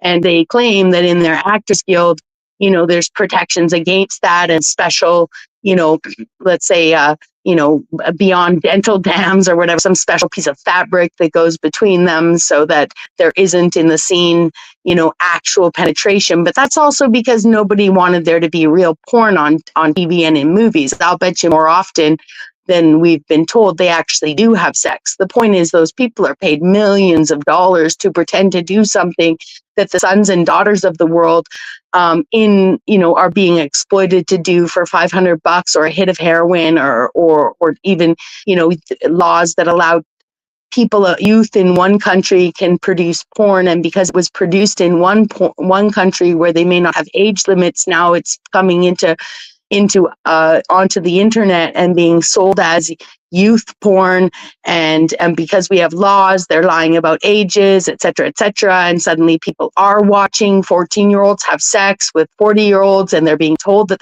14-year-old is 18. And it's the industrial complex that I'm against, not the act of watching other people have sex on a videotape.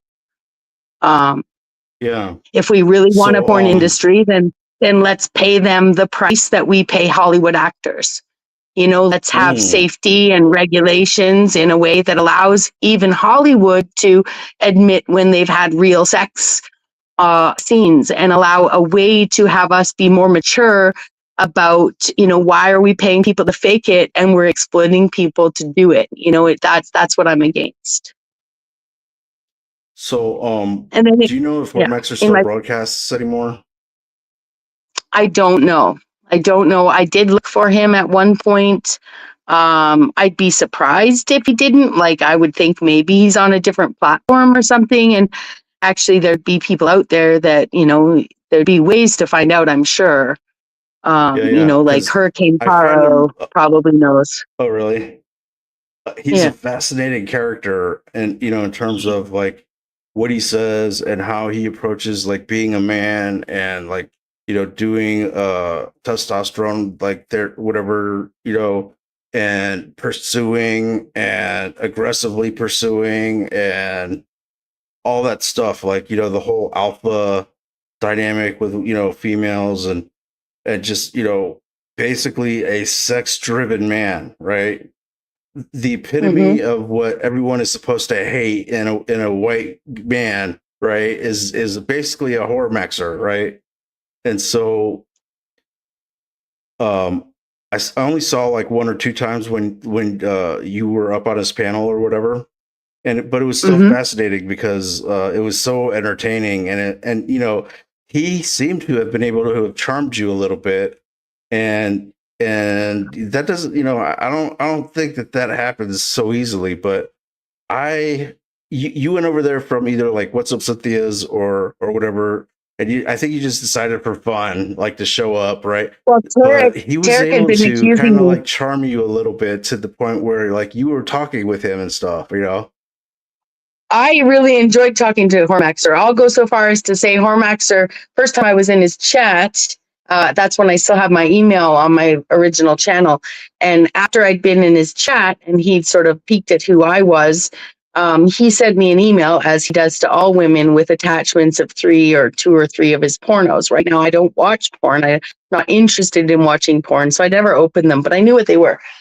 And as someone who reacted to being dick slapped the way I did a couple times publicly, it was pretty funny that I would even be getting these in my inbox. I thought this is, Flo would love to follow this arc where I'm going to take it, right? So I went over, and trust me, Hormaxer had like people who defend Hormaxer. So out of all the people that I've engaged with, which might have crazy fanatical fans, just entering his chat, saying a few things which were kind of, poking. I didn't know him at all. And having him send me those videos, and then having a handful of his most devout followers come onto my page and basically, like, I can't even remember what they were saying, because I was so quick to block and hide people back then. Or actually what I used to do was just delete all comments said on my channel. People get so upset when you delete things. But these guys were really aggressive, right? Really protective. So that enticed me, and some people would be scared off by that. But, I've been put through the ringer on YouTube, and I want to run around and challenge myself. I've told Ben Thorpe before that I would like to be his wing woman for a week. And the agreement would be that in lieu of his daughter with him, I don't troll many people, but I have trolled you, if that's what it's called, right? So I think that's but I part don't of, mean like, it. we're just like poking. Somebody's got to give a shit, nobody else is going to do it. Yeah. Right? So I kind of look at that as I only do that with people that I like. A good point. I want to say one more thing, and then let's get to a good conversation. Yeah. I wanted to just say one more thing about the Hormaxer. So the great part about my Hormaxer experience is, and you might have been there for this, I don't know if he charmed me as much as Hormaxer is a very bright man. Okay. And his arc of incel to seize your own power and don't follow society's rules and take testosterone and fuck every hole in sight. It's a great arc on to me, I prefer that over the fake orthodoxy. Like, let's get a woman, have her in the basement, we'll treat her like a daughter, we'll use her as an incubator and an oven, and she can cook for me, but she's just a child in my mind. Like, I'd prefer, if I had to pick an Andrew Wilson or a Hormaxer to spend the rest of my life with, Hormaxer all the way, even if it means I got to be polyamorous. Okay, I would never, ever go someone like Andrew Wilson. Okay, so that being said, already I had investigated him enough to see, he would do the odd review of information on his panel. He never had anyone up there with him. He's just being an intelligent guy. Right. So when I'd seen him on other panels, it's his matter of fact nature. So I'm sitting on his panel one day and he's like, "Did you check out those videos I sent you?" And I'm like, "No, I'm not really into porn." He's like, I said, "I don't really watch. I just don't watch it. Right. It's not my thing." And he's like, I can't remember the steps that got to, "It's just a fucking dick, Bex. Like, you've never seen one," or whatever. Right. I'm like, all right. Plus I knew everyone thought of me as such a prude. I'm not a prude. Okay, like I'm not a prude. And I know that's probably why when I say fuck the way I say it, you can pick up on something, is that I'm not going to talk body counts on the internet. Like, that's fucking retarded. I think that even the idea of someone talking body counts on the internet, you're not my people. And not because I have a high body count, but just because I think that you're actually immature. Right? And jealous and spiteful and insecure. If you think that that's any of your business from anyone you're sleeping with, save for the fact that you might want, to know if there's any diseases present and stuff like that. But there's people, anyways, won't get into any of that. So I know that Hormaxer is smart enough. Yeah. Oh, Zephyr, she'll come back. She hit the wrong button. Okay. Zephyr, come back. Okay. Yeah, she'll come back. Yeah, I want to know if she has a Hormaxer experience. Yeah, so I'm almost done. I will say this. I did open up 2 of his porn and watch them sitting on his panel, right? And one of them was of scene of fellatio. And because it was amateur porn. Oh, now we're getting an echo. Anyways, I'm just going to say that he did charm me. I guess charm would be the word. Oh, someone just put up a picture of a naked woman. That's all right. I'll just edit out of there, so. Yeah, exactly. Anyways, so I have seen, I mean, for all the porn I've seen in the world, I'd say 2 out of 10 videos were Hormaxer, right? And, and all I could say when he asked me what I thought of it was I remember saying to him, oh, well, and I didn't even say it with that much enthusiasm, but I should have. Telling him he's porn worthy because I thought that was nice. You play the yes and game, and he definitely was porn worthy, if that's what we're going to call things. Okay. None of anyone's business, but that's he would want it to be people's business. And I thought that was good. Then I was too critical. I was saying she's looking at the camera. She should be looking at you. You know, my neural divergence came in. Oh my But still, I goodness. played production. So yeah, anyways, Oh my God, it I do was, that That's too. funny. I do that too. yeah. So I wasn't, he could have charmed me more and said to me, oh, what do you mean by porn worthy? You know what I mean? And played the whole thing. But he also had a shtick to play where, you know, he knows Bex is never going to lay him. Right? Bex is never going to lay him. She's never going to come to fucking Las Vegas and make a porn with him. So he's not going to engage with me in any flirtatious fashion until after I've made the porn with him. So if you understand the consistency that is Hormaxer, he wasn't looking to flirt with someone who wasn't going to fuck him. Right? Like, so that's why it never went in any, but I could have guided it in a more flirtatious direction and I didn't. Because I really wanted the arc to be Bex is going to go. I was going to do the whole, because he kept asking me to show him my body. And I was like, no. And then people are telling him I'm fat. And he's like, how fat? Do you need to exercise? Blah, blah, blah. You know, and so on and so forth. It just, I was going to try and do an arc where Bex chooses to get fit to show Hormaxer her body, clothed on YouTube. So my showing, because YouTube's never seen my body. They think I'm this gigantic woman and they have no idea what my body actually looks like based on my face. And I've leaned into that. So I wanted to do this thing with Hormaxer where I go there, I get thin to go to Vegas to make porn with Hormaxer. That was going to be the arc I was going to do, moonlighting style, but I was never going to go. And he knew that. He would have known that. Right. And he just only wants to support the whole. If you're not actually enthusiastically going to be my whole, then get the fuck out of here, bitch. End rant. Yeah. Real quick. I don't know if you know this, but like Ben Thorpe and Hormaxer generally don't get along, even though when they are on the same panel, it is definitely worth watching. It's like totally epic. So Hormaxer, if you could be the yes woman hype woman for Ben Thorpe, I would think that Hormaxer wouldn't necessarily turn down a hype woman for whatever he's doing, you know. Just throwing that out there. Yeah. Anyway, but he wants reality. He really wants reality. Yeah. The last time I watched Hormaxer, he was talking about actually doing a Pornhub buy channel, and that was the last time I seen him. That was a little while maybe ago. He's moved into porn. Maybe he's actually in porn production. Anybody on Pornhub want to go searching for Hormaxer on Pornhub and see if he's been successful? I don't want to. I know there's videos of me on the internet I can't. somewhere. It's actually but illegal good luck finding on my those. state now. Go ahead. I said there's definitely videos. There's definitely videos of me on the internet somewhere, but good luck finding them. No. Yeah. Good luck finding them. Well, yeah, good luck you finding could always, them. I can't even find them, and I know what to look for. You know, you want us to see them, so just give us a link. No, I don't have a link. I don't even know where they are. I don't even know for sure that that's where they are, but I'm pretty sure that that's where they are because like my ex that died left this flash drive that had a bunch of stuff on it to his friend, and his friend like sent me a text message that was like, so if you so I wanted to let you know that I have that thing that flash drive. Scott gave it to me, and anytime you want some help with that, I was like, no. I was like, and then I never heard from him again. When I was like, so I guess I'm not getting it back now, huh? Because I said no. So yeah, this is from.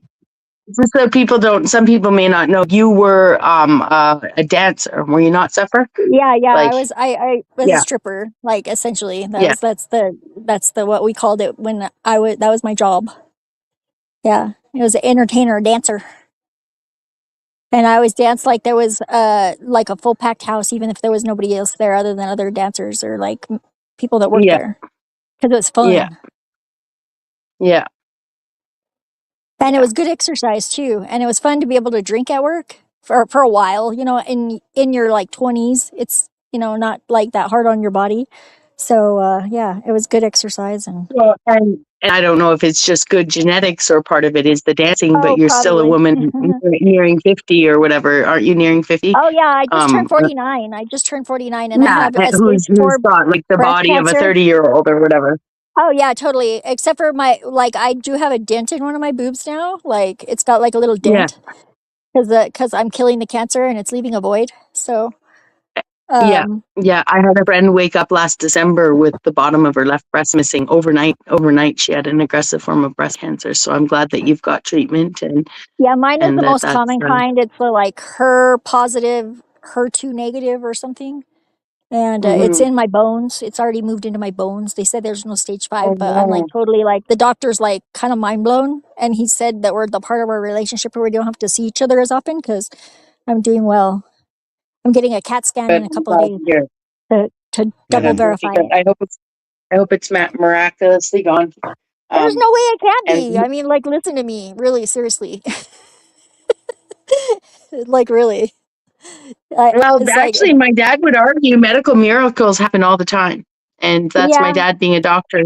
He comes from an agnostic position. You know, we're on a Christian channel. You know, we could say yeah. straight up, yes, God Well, I'm has a the sandwich, ability but I to. believe in God. I mean, I talk to God. God is always talking to all of us all the time. We just don't hear it. I really Yeah, believe that. and the We term used to one hear more it like a thing, sound. cancer. The word cancer comes from the word canker, and canker means a festering wound, right? So, Yeah, well, and and you if know you ever what? had I a don't have any canker, festering yeah, wounds in my psyche. None. yeah, and well, that's what I was going to say. Canker sores in your mouth can be gone as fast as they came, and I know that that's Well, not cancer, but and I happen to there is the be immune to ability. those. Yeah, I'm yeah, immune to those, actually. My mom had cold sores, and I used her Carmex all the time, and I never had one ever in my entire life. yeah, So yeah. I'm definitely immune to them because I've been exposed a bunch of times, and I should have them. And it's not like I don't get stressed out or anything, but I Oh, just you're don't. talking I cold get sores, eczema. cold sores. Yeah, yeah, Yeah, cold sores. I mean that's You can be someone who actually carries a. You actually may be you may already have it, an yeah. asymptomatic form I'm of it. sure I You're a do, carrier. Yeah, you're a but it's only carrier, but you transmissible. never have Yeah. shown exposure, or you could be immune, completely immune to it too. Well, it's only But transmissible yeah, whenever canker you're having sores an are outbreak, and I never have an outbreak, so it's like perfectly yeah. safe. But canker sores are those, we usually get them as kids, probably something to do with pH in our mouth. But a canker sore is like a gaping hole that appears in your cheek when you're a kid and you're like, oh my God, mom, look in my mouth. Like I have a hole in my mouth. And then, Yeah, usually there's a little powder you put on them and they're gone within 24 hours. But it exactly. does look like it can't even close up, right? You're like, how could that hole exist in my gums? Yep. And yet, sure enough, Well, 24 hours later, it's gone. So, I heard about your surgery. I also had salivary stones, like, but I didn't have mine oh yeah, surgically removed. Yeah, yeah. I just yeah. I had to have had mine were dental surgery huge. that They was added up unrelated. to one point. When you put them all together, and they were all together, 1.2 centimeters by 0.9 centimeters by 4 millimeters. So like as big as a fucking, as big as a lifesaver and a half, Oh yeah, kind of see, that's thing. how Like mine at was least, too. But I used to just squeeze it. Like I used to press on the roof of my mouth because that's where mine was. It was behind my right eye tooth, like kind of between mhm. the eye tooth and the incisor next to it. And Yeah. like I would just press on that part, but it was making my teeth crooked to push on my roof of my mouth every day. And I was like, oh man, this sucks because like I got a friggin' wonky smile. If you look at some of my old videos, you definitely see it. I got snaggletooth. They're fixed now though, and I don't have them anymore. Yeah. Yeah. Yeah. Mine would be impossible to come out without surgery. Like Yeah. it's just impossible. It's and I have them in the other side of my face, like I was saying, but they're not imaging, so we'll see. I just Well, wanted and to I say think the thank you very cancer much was in too. a lymph node. I think it started in a Oh lymph node in really? my breast. In my breast, yeah, because Yeah. I can't think of any other way that it would move to the bone. And what really was weird is that, like, it hit out in my body, like, because I thought I just had a regular injury, like I pulled a muscle in my upper thigh, like by my hip bone, and it was just like not healing very fast. And then I re-injured it a couple of times, like overexerting myself when I shouldn't have been. And but I mean, I was like right before this diagnosis, like I went from like lifting 50-pound bags of dog food over my head, like in the store, to like not being able to walk hardly, like, and it Scary. just like hit real fast. Yeah, it was really fast. And I wasn't like, whenever they told me, oh, this is something more chronic, whenever I went, because I was like, I better get to the emergency room or else I'm not going to be able to walk there at all. I'm not going to be able to get there in a wheelchair even. You guys going to have to carry me. Mhm. Come and get me, and I don't want an ambulance But to you're have to. feeling I didn't, stronger now? fucking A, yeah. You sound Oh, strong. Yeah. yeah, yeah, I totally am. And I am like kicking its ass. And I was what? mad at first, of course. I was like a little pissed off. I was like, and then I was like, what the hell is going on? I'm a good person. What the fuck? This is not cool. You know? It's like, I was like, this is like really, this is, oh, it made me really mad.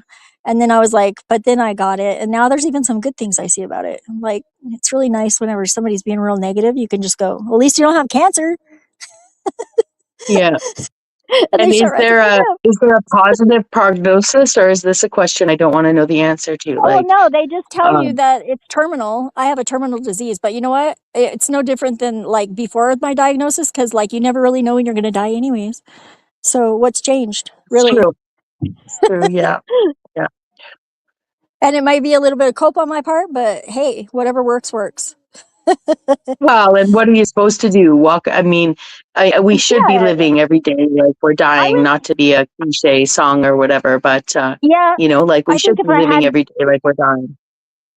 I think if I had spoken up a little sooner, like really been like my 100% like authentic self, like a little more hard, that maybe I could have avoided it, but probably not, because what it was is like I think it was a manifestation of like my past relationship, like because I like literally spent 7 years like trying to friggin' return to the previous point in the relationship that was never going to happen. Like, and I'm pretty sure that in retrospect, it wasn't ever even like I thought it was. It was just I was too blind, because that's how our senses work. That we have filters, and I just had particular filters that you know Yeah. made me Like predisposed to mine. one Yeah. thing or another. Yeah. Yeah, I'm pretty sure yeah, sorry, I was just checking. I was like, you hear me flipping through papers. I made Oh an no, it's appointment for a fine. mammogram right after my friend had woke up with half her breast gone. I made an appointment for a mammogram, and then I totally forgot I'd made the appointment. And so now I've made another, and I just have to make sure that I wasn't missing it. No, it's in September, middle of September. I got lots of Yeah, time. that's good. Um, Yeah, that's good. Well, good to yeah, check, because time's weird. Time's freaking weird. It's like, whew, yeah, I can't believe. yeah.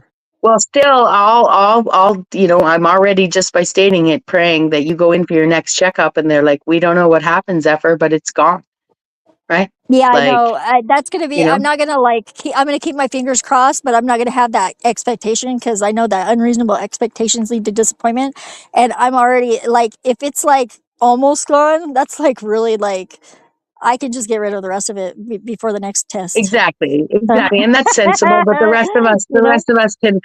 we can have our unreasonable expectations for you, and we Yeah, can even reason them if we want to, yeah, you can if So you want. my If dad, you as a and doctor, doctors use terms that they use a term "gort," right? It's a medical term when they don't know what's going on with someone, and especially when somebody was, say, rendered incapacitated completely, like they don't know your heart's beating, you're breathing, but you're not coming out of a coma state or whatever. yeah, yeah. That one of the diagnoses that they use, one of the acronyms they use in medicine is GORT, Is that like right? And that consumption or is, something? it's God only really knows. Oh yeah. Well, and see, I've always been like, the doctors have always been very perplexed by me, like, because I had extra bones and like really weird like pH and like eczema, and like I like ate a bunch of grape chewable vitamins with iron, and I've been bit by like black widow spiders and like all sorts of things that should have killed me. Yeah. but it didn't. None of it did. So maybe that was Maybe just you see your training. body storing some of that spider venom, and it's exactly what's going to Oh, be the thing absolutely. that, I just got bit last yeah. week twice in the same day, once on my right wrist and the other on my bottom of my left butt cheek.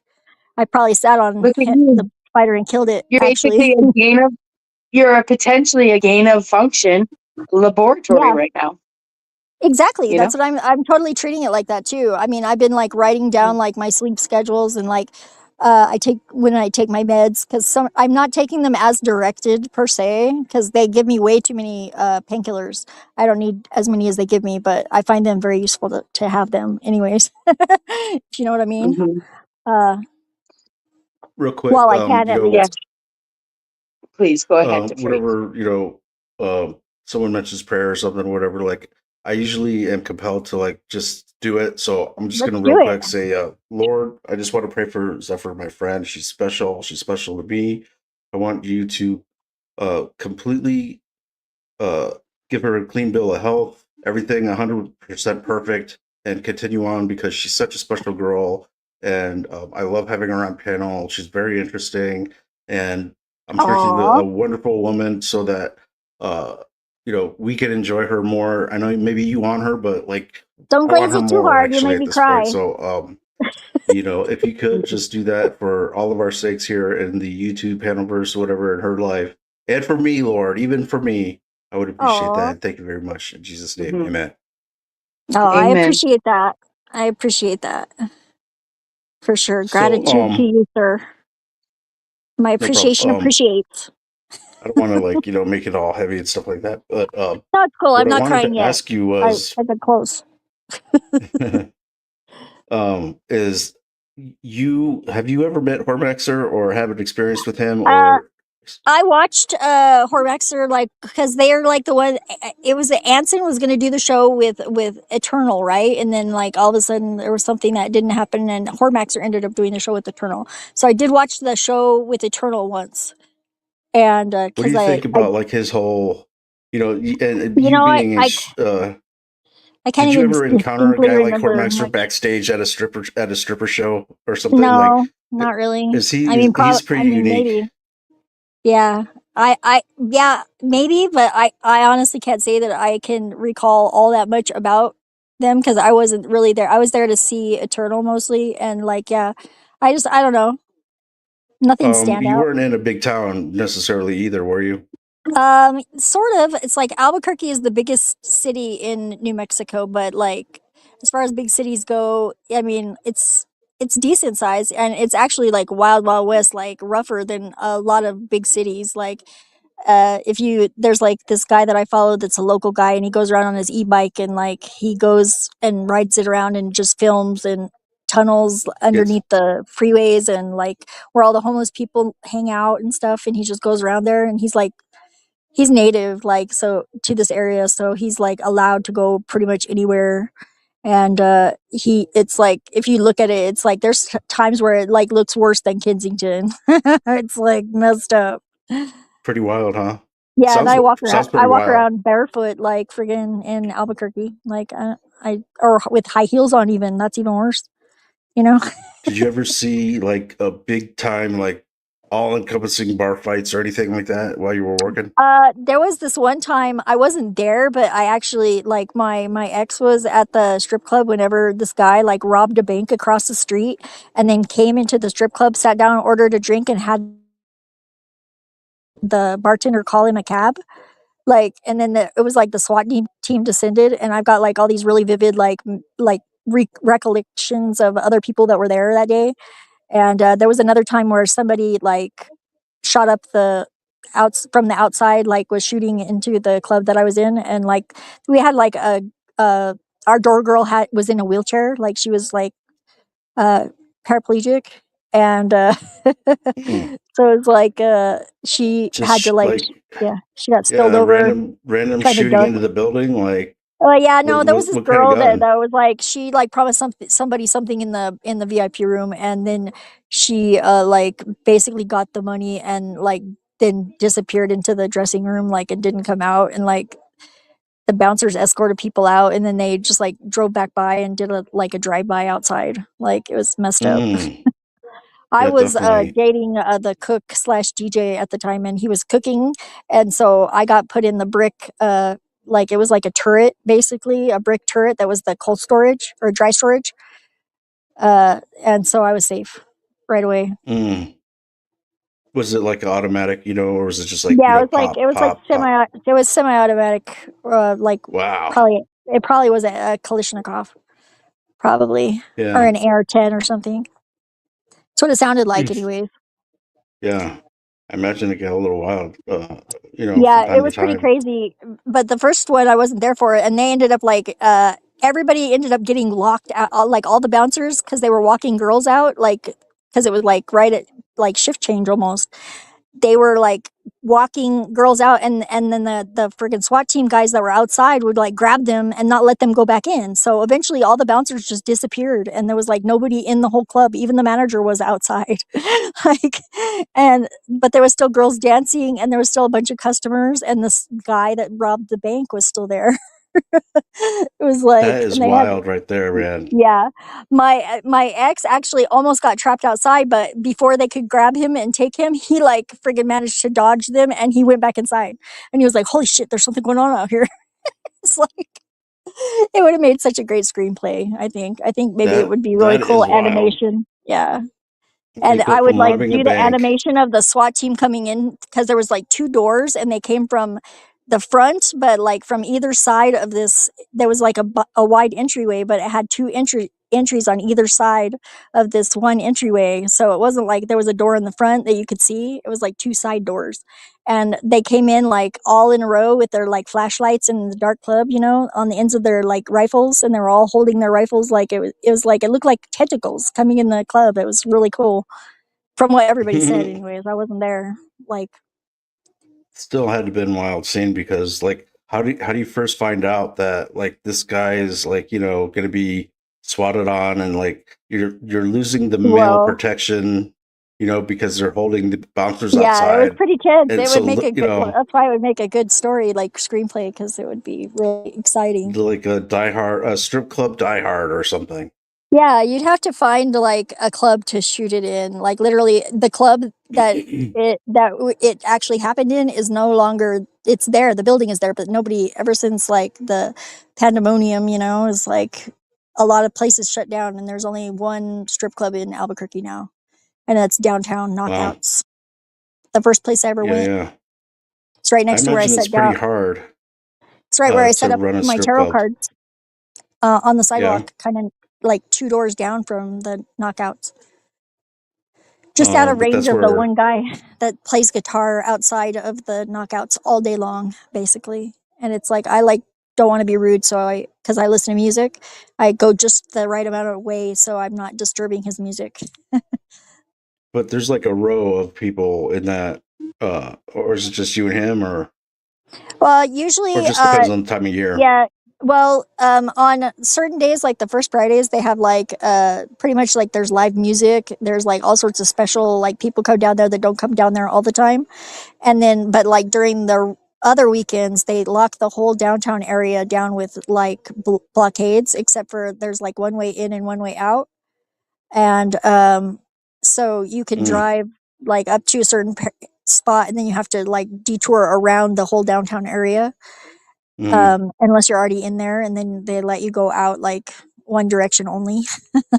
Yeah. It's So like they you try have and to make go it a through. pedestrian Yeah, yeah, friendly. because there was a lot of people walking and drunk people. It's like really safer that way. And then they have cops on horses, but on the special days when it's really busy, they have fire trucks parked down there just in case. Like, like they have the emergency services people and the friggin' ambulances there, EMTs.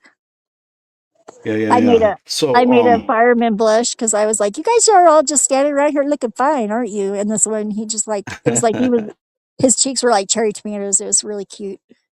that And my is guy was funny. with me at the time, and he's like, "Great, he's like, I could flirt with the fireman if I want to." He doesn't get threatened. Oh, that would have pissed me off, definitely. Why? But They're like well, they're I like mean, young little kids. I mean, they're like maybe 20s, in their 20s, and I'm like yeah. 49. I I'm mean, like if flirting firemen with them is probably know, hilarious. yeah, firemen probably know, but like if they were just like randos or something, then that would probably bother me. Yeah, I was You also know, dancing like a idiot, like all by myself because nobody else was dancing and there was live music out there. So I was like, just like friggin' getting a little twerk going. there you go. It was Um, fun. Danny just laughs yeah, at yeah. me and he just stands there. Were you over at Jack's today? No, I have not been. I just happened to see that you guys were on, and I thought that I missed it. Or did you guys do another show like this before? I wasn't sure. Like last week we did one on Thursday, Yeah, I missed that which one. is kind of like the Unfortunately, yeah. something came up. Yeah, and so like I plan to kind of still like do that and do this, and we'll see what happens because the way I see it, like the Panelverse has to panel, and and the Panelverse is pinned up, then you're gonna have issues where people are filing lawsuits, Absolutely. That's why I was like, shooting even me each and Twilight. other. Even me and Twilight were talking about doing like a relationship show because there's like everybody's like a lot of people like you were talking about Bex like saying like there's got to be a place where people can discuss a body count. It's like whatever. I think I could moderate that and Twilight could moderate that and we're like kind of like brother sister but like not because we're not related and we are but we're like open like family would be like if family was open to the ideal amount like really. I mean, maybe Right. even we get a little bit more into Yeah. detail than we probably should, but I'm not embarrassed by anything that I say, and I own everything that I say, and it's all true. It's like I Yeah, did not and we suck kind of Kevin's all know toes. these He's a fucking people. liar. That's it. Who? Kevin, I did not suck his toes. I tickled his fucking feet to wake him up. Oh, okay. I'm just You're talking about, saying. yeah. The whole mouth time, I'm whatever. just saying he's a liar. Yeah. Well, okay. Well, if you say so, but Yeah, well, you can believe what you want, but he's a liar, and everybody knows I it. don't. I And think your a lot of boyfriend people was know with it. you, so like, right? Yeah, absolutely. He was in the house. I would never, in a million years, but like I definitely would tickle some feet, especially if they're sleeping too much and I wanted to freaking wake them up. I'd be like, and it was at someone else's encouragement. I will not name them because everybody knows. Yeah. If they know, they know. Okay? Did it wake him up and piss him off? That would have been cool. No, it was funny. It was funny because he kind of like came out of it a little bit and like was like, it's like, leave me alone. And Hey, we just Shiv. like left eventually. Yeah. Man, did I you love get caught you. up in any of that? Like, because there's all kinds of stuff going I on with all kinds actually of am different mad. people. I got to like escape exactly before all the stuff blew up. And I guess there was something that happened like right before I got there too, but I managed to avoid that too. I'm like very fortuitous in my timing. Yeah. Did you say that you met Tommy there, or you missed Tommy there? Like, I actually like by the time I actually got a message back from him because we ended up staying an extra night in Vegas and we got like an Airbnb because we were gonna like go down to Fremont, and I told Leopard I would get a picture where Tupac was shot, and because I thought it would be cool. But then we got ditched basically, and mm, everybody went to Fremont without us. And but we ended up staying at. Well, we ended up going back. I like Dan like mopped the floor. We did some laundry. Diane took a shower. I did their dishes at the house. I was like, but then yeah, they were like, "You got to and go," and I was like, "Well, I didn't even get a chance to ask them about like ditching us, And I was like, "Okay, I'm not gonna argue with you. If you say we gotta go, we gotta go." We left, and and it just happened to be that Tommy was in Vegas or yeah, he whatever. was I in don't think he Vegas, was there, and I but had so I went back to the Airbnb and I turned it on. Like I was watching Tom because he was like wandering around downtown, and but he was on the show, and it's like he wasn't reading the chat or anything, I guess. And I messaged him and like nothing ever happened. basically no, the following morning as we were headed out of town, we were already up like and headed out of town. We were going to Sedona to see my friend on the way home, so it was like we were already like too far out of town. But if he had caught me soon enough, I would have definitely like stopped and had some coffee or like some brunch or something. I still Right, would. right. I mean, as long as it's a public place, I don't see any problem with that. I'm not scared of him. He has no reason to be malicious towards me. Yeah. And I think he's an interesting character. I mean, yeah, it's for I've sure, been for around more sure. dangerous people than him for sure. Not that, everybody doesn't have the same potential, you know? Yeah, he I'm actually not going to made live a in fear like that. appearance. That's good. That's good. There's no reason Over for at that. It's so Jack's. boring to just like be like all scared all the time, It's not good for you. No, it's definitely not. So Healthy what is your caution. overall Panelverse status, and how are you feeling about like the different channels you go to and the people in the chat? Like how are I you being think treated out TML is here the and stuff? best. I gotta say, like always. I mean, I appreciate like your forum here. This little group here has always been real open. I did a little bit of my own stuff too, and I was like, I get along with everybody. Like even people that I don't like, I will tolerate them. If they tolerate me, and that's basically how it works. It's like Hmm. if people got a problem, they can like come to me. I mean, I know it's sometimes they won't because that's their own thing, but that's not my problem. Right, right. And I try to Generally, blame. It's blame's fault for everything. yeah. I don't know what it is, but and I've always been like this, but I usually will find a reason to like someone instead of like most. I think most people will find a reason to not like people, but And I some people seem to are always want that's to the way like, that's what they like though. They like to not like people. yeah. But I tend to like people until they give me a reason not to. So like even snafu sometimes like Snafu, oh I my god. He right, thinks I have a but square sometimes I jaw. find myself actually liking him, but he does I do such too. wicked crazy dumb things, what are It's the evil, lowest that common it's like it's denominator. hard. You can find the lowest common denominator between any two people though, and that's where you approach, anybody is like at the thing that you have in common that is most apparent, and you just go from there. And then it's like it's easy to break somebody's consciousness open that way very gently. I And I think don't think that it's a, when he's not targeting you and he's being cool, like he's cool, right? But what's really when funny he's though like is like friggin' he's Tommy. marking up your channel or whatever, he's going after your channel, and like those are the things I don't like. The last time I was on a Lumatomi show, Rose was there and Snafu was there, and I went up on stage and Snafu was saying that I had a square jaw, and actually both Tommy and Rose were defending me. And I was like, whoa, Yeah. this is really weird. I don't even know what's happening right now. I think I remember that show actually. I was like, what Of the course, I was hidden in the hell is chat, this? but And I just didn't go back really. I think after that, like shortly after that is when Tommy got his channel taken away, and I don't even I know think if he's so. got another one. I don't know either. I think he's I over know at I don't like Don't Judge Me Princess Alone. Stephanie very much. I love everybody. I mean, there are things about them that are cool or whatever.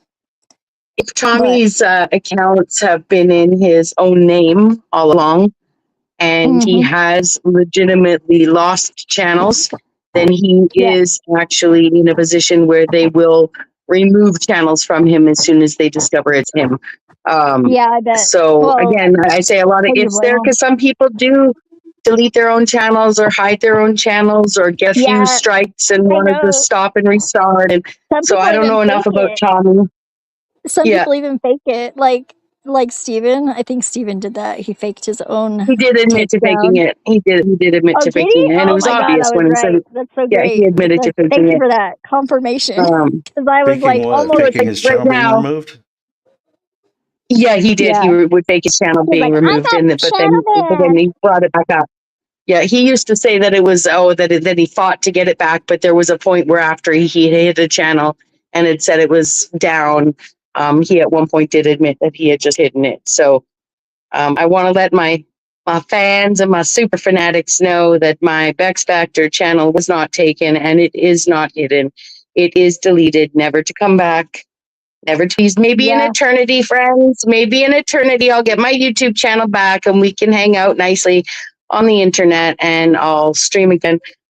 But yeah, so people could think I'm lying because I hid my channel so often. Who But even only cares? time will Like, tell. Yeah, it's yeah, not yeah. important I though. don't care either. But it's just Yeah. I Until like to then, if you tease. want Bex, you have to come here. So like I've got the exclusive Exactly. contract. Yeah, So exactly. We do. Yeah, that's pretty How cool. anyway, you I doing? liked your How show with you Gabe doing? too. Like whenever you've been over at Gabe's, I've really liked you over there too, Bex. And I think Gabe is a Oh, good thanks. show too. I like Gabe's show quite a lot. And there's a few other places that I hang out, but mostly TMLs. I always try to catch the Tuesday and the Saturday show and go up and Yeah. as often as I can. Yeah. Think, Yeah, I Yeah, I'm love more thinking TML. likely. about I don't listen to a lot of shows anymore. I'm not on the internet as much as people like to assume, although I'm well, probably on it more than I think I am. But I am humanity. often, yeah, I like listening. The most I like listening to is the beginning of TML shows. I like to hear him. I don't mind Yeah, the good. continued conversation, but I prefer to listen to TML on his Me own. too, honestly. And Um, a lot of times I'll just yeah, sit up there and I like last week I was making bracelets, you know, or I would just dance for the music parts or whatever. And I would sometimes like he didn't even have me on the screen. I was just like, but I would stay on camera. He's like, I like to go hang out with him. He's cool. Yeah, He's like definitely. my uh, brother from another mother. And we Is are like he the and yeah. Twilight still beefing, or they get no, along now no, no. better? Twilight was on a while, like within the last month. And Cool, like cool. everybody's getting along, and even Avi and Budo is getting along with us. And Dom's been doing some really cool stuff. That scales, Dom, you know, Yes, Yeah, yes, definitely. I watched one of his videos he's like really yesterday or this driven, and morning. he's so smart. I Yeah. can't say that there's much that I disagree with that he says so far. I mean, that's pretty. That doesn't happen often. Like, I mean, I think He's very some. graceful too. Yeah, Very graceful he is. He's very in the way. gentle, but like Yeah. strong at the same time. I get that, and he's so smart. Well, when he was Yeah, responding, a when lot I of was the saying guys that over you there are guys had smart. golden age thinking the other day, and I was talking to both of you, and he was reading the chat, and he was taking a moment to pause. That's when a few people in chat, like Cecil, said, "Oh, isn't that the man?" And these Oh, people come to Cecil his is like, rescue, oh and my they god. they make me the sacrificial lamb. It's such low hanging fruit, right? When actually Dom was just pausing to contemplate and respond.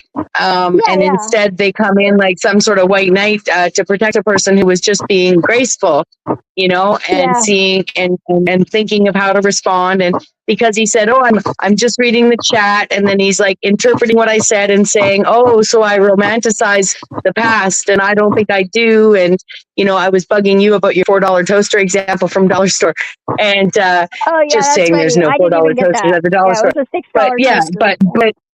yeah, exactly. So, but I was more like trying to. I mean, the troll was there's no $4 toasters at the Dollar Store, but I was saying golden age thinking. And anyways, he was on to what I was doing, but a bunch of people who like to display hatred were immediately jumping down Big Bullet Bex's throat for saying anything. Because trust me, I can't say anything without some. I And was again, not I'm not trying feeling to act like bullied. I was not yeah, feeling I'm not bullied the victim of whatsoever. that. Yeah, yeah. And I knew neither of you were, but it was funny the people that came in who'd Cecil's never said, I've never seen him say anything about me. Oh my god, he Little was angel or trolling me whatever so hard. also came out with the I blocked him, so I just didn't even see. It was hilarious. He was doing the gross, I said a couple thirsty comments and then I larp. blocked him.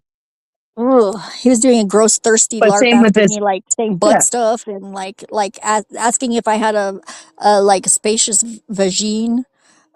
Oh my goodness, And I like totally burned him so hard that he shut the hell up like immediately. And I that's did it on hilarious. accident because they were talking about those frogs, the frogs that have the DMT, whatever they call them bufo Yeah. frogs. And then boofing is like sticking things up your bum.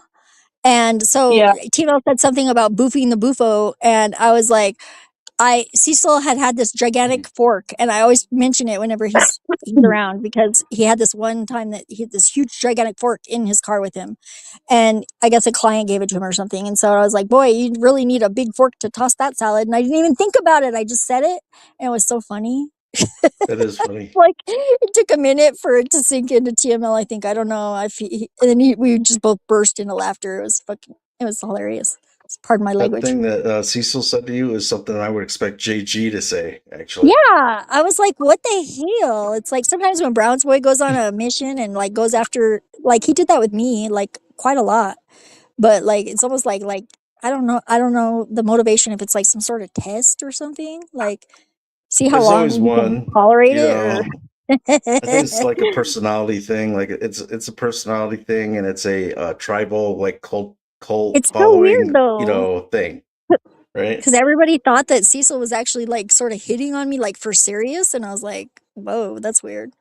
I was like, I don't know about that. It's like, it's good luck with that. It's not gonna work.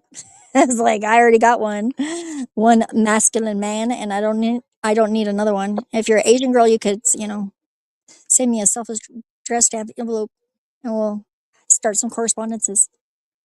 Maybe trolling is Just the a new hot girl, flirting in really. A hot girl 2026. that's more domestic than I am. That would be really great. Ideal, somebody that's like in like exclusive relationship, wanting to be in a like a throuple. That would be great. That's what I'm requesting from the universe. Hmm. Hmm. I How don't you know. I doing? mean, How you doing? Oh, sorry, Yeah, did you so they say have to Asian? be. Yeah, No. yeah. Well, how you doing? What you up to? What you doing? How you doing? Yeah. Like there are uh-oh. some prospects, but it's like I don't know. It was like one person in particular. She came on TML's. Like I got her to set up a camera and everything, and she was on camera very briefly, but she's like kind of shy. So, like, but she's like not really wanting to have like a long term relationship. We had to have that conversation. So we're just friends now. Like it's cool. I need to find the case for my earbuds, so I'll be right back. Now do it. Do Okay. it. Yeah. I think there's All a right. spectrum with Now's the time. sexuality. Now's the time we show each other our boobs, so that when Defree comes back, he'll have to go back. And well, I'm just Oh kidding. I'm yeah. just being Wouldn't everybody ridiculous. just Yeah. love that? They would love it. Yeah. Yeah. I take baths with people sometimes in video chats, just like for fun, because I'm in the bath and I'm You talking know, to Camel somebody. in a bath. I think I Yeah, yeah. joined Jack's recently. I was in the tub, but I didn't Sometimes say anything. But I will, Jack started out. Do you know that Jack started out as a bathtub streamer? yeah, I think that's great with bubble bath. You can get away with that. And I like Well, the I don't. I idea of think he being takes. soaking in Yeah, water. yeah, he taped his videos. But if you go to oldest videos and go to Jack's oldest videos, in the first 10 videos, there's a few Oh, that's bathtub great. videos he's Well, made. that makes Yeah, sense. He's so like the Jack's a dude, man. He's all hippy yeah, dippy. yeah, yeah. Have you Jack's a seen bathtub streamer. Have you seen Paperman, the movie yet? Because like I think that No, the the author from that like is the same guy. I think Jeff Bridges, as the dude, and it kind of like the character's totally different from what the dude is, and I think Jack is more like the dude. But there's like that is a great movie. It's like Jeff Bridges is a good actor. you mean in uh Paperman. Oh, I think Paperman? Because yeah, Jeff yeah. The other Bridges one is is the the Big dude in Lebowski. The other one is the Big yeah, the Big Lebowski. Lebowski. Yeah. Yeah, Yes, yeah. That's this like is not funny, but did you ever hear about the Elizabeth Small? I think it is. I think her name was Elizabeth Short. Elizabeth short. Small. It's short. Yeah, yeah. Short. I And followed that. I was like working She at a was gas held in station a and I had nothing to yeah say. in a guy's basement for years, right?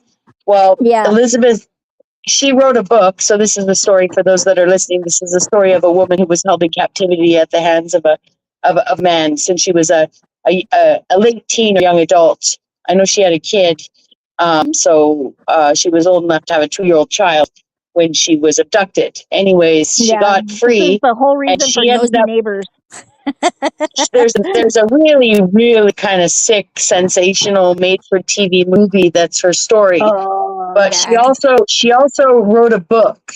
Okay, and because she actually, I think she was just finishing high school, even though she was a mother. She was just finishing Uh-huh. high school, or she hadn't finished high school when she got abducted, because she was mothering instead of finishing high school. Anyways, she wrote a book. Okay, and her book is written after she's actually, free, and Yep. but her education and her years in captivity, it's a very simple book, sort of like Javier Hollander's Happy Hooker is sort of written at a different level. Yeah. Just Yeah. I get that. than you're used to being published, right? So not to liken those two ladies at all. But anyways, my point to this is she always referred to her captor as the dude. Okay, Oh, see, that's I crazy. tried to read her book. I tried to read her book, but because I'd already seen The Big Lebowski, I just could not associate the term "the dude," Yeah. okay, with Well, so your a polarity is a little evil man skewed. who would do the kinds of things to her. And I tried so hard to just replace it with his name, and I tried to read it, but all I could see was like casual Jeff Bridges being like, I just, I really want my carpet back, man. I really tied the room together. Like I want, like That would be a really Yeah, so interesting experiment to take like some little like sticker labels like and just make like something that like a different word that would fit over the dude and put it in the book, like sticker it, like edit the book and then like try and read it without it saying that and just calling him something else. Like you could make up yeah. anything, like you could call him like Super Poof or something. Well, and like I said, I tried, but I couldn't take the brevity of the book.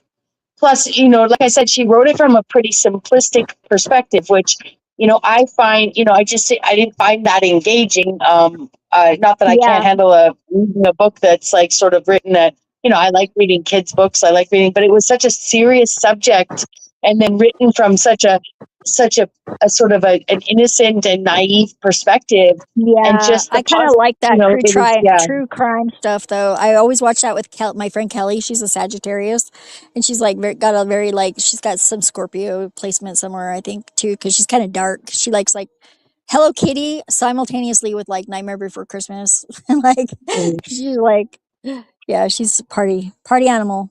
Being a I Sagittarius don't and know if it Irish was both. true. I'll have to do my reading another chart to see if it's correct or if it was skewed because I'd given information to someone. And anyways, there's a guy out here I gave my birth chart information to, and I'll tell you something interesting about me, Zephyr, that I don't necessarily follow this stuff, but I thought it was interesting because there's so many houses, right? First of all, I Yeah. was supposed to be a Sagittarius, and I was born a Scorpio. I was born 5 weeks early. Yeah, I was supposed to be a Um, Cancer, and I was born a Leo. So, and my yeah, daddy's a cusp so Leo or cusp Cancer. He's I like have 22nd I have July. 6 minor houses in Sagittarius.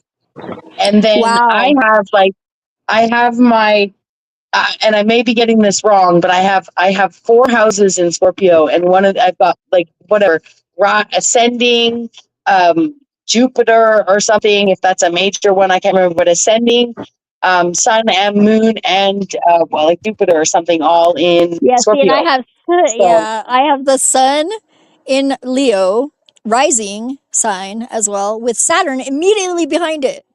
And then, yeah, like, I've got on the cusp of Cancer and Gemini, I've got Jupiter and Mars.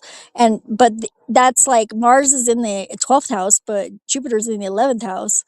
And they're in different signs, actually. It's like interesting. so crazy. Yeah. And I don't know how I've to got read Venus, it. My cursory glance same house. was very much like in just a few signs. And when you looked at the other ones, not just were 4 houses in Scorpio or 3 or 4 anyways, and Yeah. 6 See, and I've got a stellium in Gemini. Sagittarius, but so many other And like, water signs. I think. Yeah. I've got 6 exalted planets, and like I've also got like so they're like in their native house basically, or one of their native houses because some of them are multiple house signs. Yeah. And Cool. yeah, so and I don't have anything in my 7th, 8th, or 9th house except for some like What sign are asteroids. you? How you doing? What sign are you? How you doing? Mm-hmm. What sign are you, huh? Mike, check the freak. Yeah, he's thinking. I can see it processing I'm his Leo words as right now. well, Ooh, You're a Leo. I knew it. I knew it. I could tell. but I don't really have like the Leo traits or whatever. But I didn't officially, either, I'm really. Leo, August 8th. I'm August 6th. That's crazy. Okay. 2 Yeah. days different. I'm 77 too, my year. So I'm older than you, I'm sure. No, actually, I was born in 74, so I'm 52 now. Oh, nice. See, my ex was 72 and my current guy is 1965. I got to I'm upgrade to the Libra. 1972 as well. Yeah, 72 was the year that I died in my timeline, at least. It's now 1970 in this timeline, but whatever that means. It's just moved around in the data, Ooh, basically. 1 second. I'll be right back. The end of my last life was Okay. pretty tragic and sudden. I was in my 20s, but yeah, it was interesting. Grumple's I had a like, quick what's your turnaround. name, baby? What's your sign? How you doing? How Grumple. you doing? I like Grumple playing guitar is my favorite. And like when Grumple falls asleep playing bingo, that's fun too. I think when I was hanging out with Dennison is how I found Grumple's channel. I've been in his chat a few times, Yeah, I like Den too. I think but that's way where I back found him when. too. I think I found him too, and through like Admiral Gibbs or whatever, though that whole group there. I know, like I really was surprised I didn't get a panel hopper nomination. Honestly, people, at least a You know, I didn't nomination. want to be nominated this year, and I almost emailed Steven with I was going to make him a certificate of authenticity saying that if I was nominated or won anything, that I was sending extra large factor in my place, and I was going to get Steven to go receive the award on my behalf. He was wearing my pixelated. He's like Buffalo Bill of the internet. He's Yeah, wearing the Bex factor now, so yeah, I was going to do yeah, that. that's Nice to see funny. you, Shifty. Shifty, woohoo! Ooh, Grumble says he's theoretically doing music tonight if he can wrap up the work he's on. Oh, nice. Yeah, Shifting. I've been wanting to do like I heard he had some karaoke stuff going on over there, like and or something, like play along, sing or whatever. And yet, I don't know. I think they got to work out some like thing so that we can all play in time with each other when we're playing instruments. I think there's an app that does it. I'm almost certain that there is, but I don't know how they would live stream it. It would be kind of fun to make that happen. I like collabing. Collabing is fun, and I'm a vocalist. I've been doing some AI music, but that's just because like I don't have a masculine voice and I sound ridiculous when I rap. I was doing some AI music, kind of, and some of it was, I enjoyed it. It was kind of just to do something to put up on my channel. And ever since I deleted my channel, I'm just not even making music, which is good. Because, yeah, we lost Zephyr. We lost Zephyr.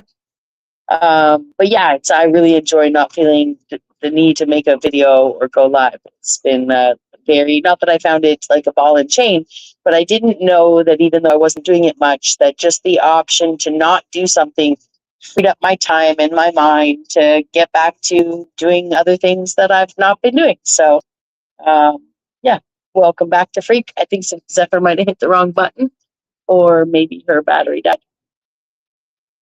Okay. I am going to finish up in the kitchen. I made some pizza, some beans. I'm gonna have some dinner. Basically, I'm gonna be ending the stream now. So, Okay, that sounds perfect. really I've got to appreciate you, get. coming on. It might be just like today, like hey, you want to go live? Yes, no, whatever. Yeah, I work. My work shifts are Wednesday, Thursday, Friday, 9 till sometime between 1 and 3. So I either am around, when Jack is finishing, or I'm around shortly thereafter. My job does kick my ass. It is a warehouse job, a lot of lifting and moving of stuff. But I could definitely do a short stream after work, or a couple hours on one of the days if you felt like it. It's perfect timing for me. I got to go get my laundry in and get my lunch made for work tomorrow. So thank you so much to Freak for having me here and for doing this with me and just for being the wonderful, amazing, lovely man that you are. Enjoy your dinner. Bon appetit. And I will catch you next time. Good to see everyone in chat. I hope your music stream goes well tonight, Grumble Silkskin. Thanks for being here. And everyone else who was in chat. Bye for now. See you later. That was excellent. Thanks everyone. Yeah, I had fun, and Panelverse gonna panel. Like, hopefully more people will come up and interact. Hopefully we get some good trolling in. Maybe even get like Tommy or Snafu. Like, they generally avoid me, but I'd host them. Like, why not, right? But anyway, yeah, it seems like a bunch of people streaming right now too, so there's plenty to do. Thank you, and good night.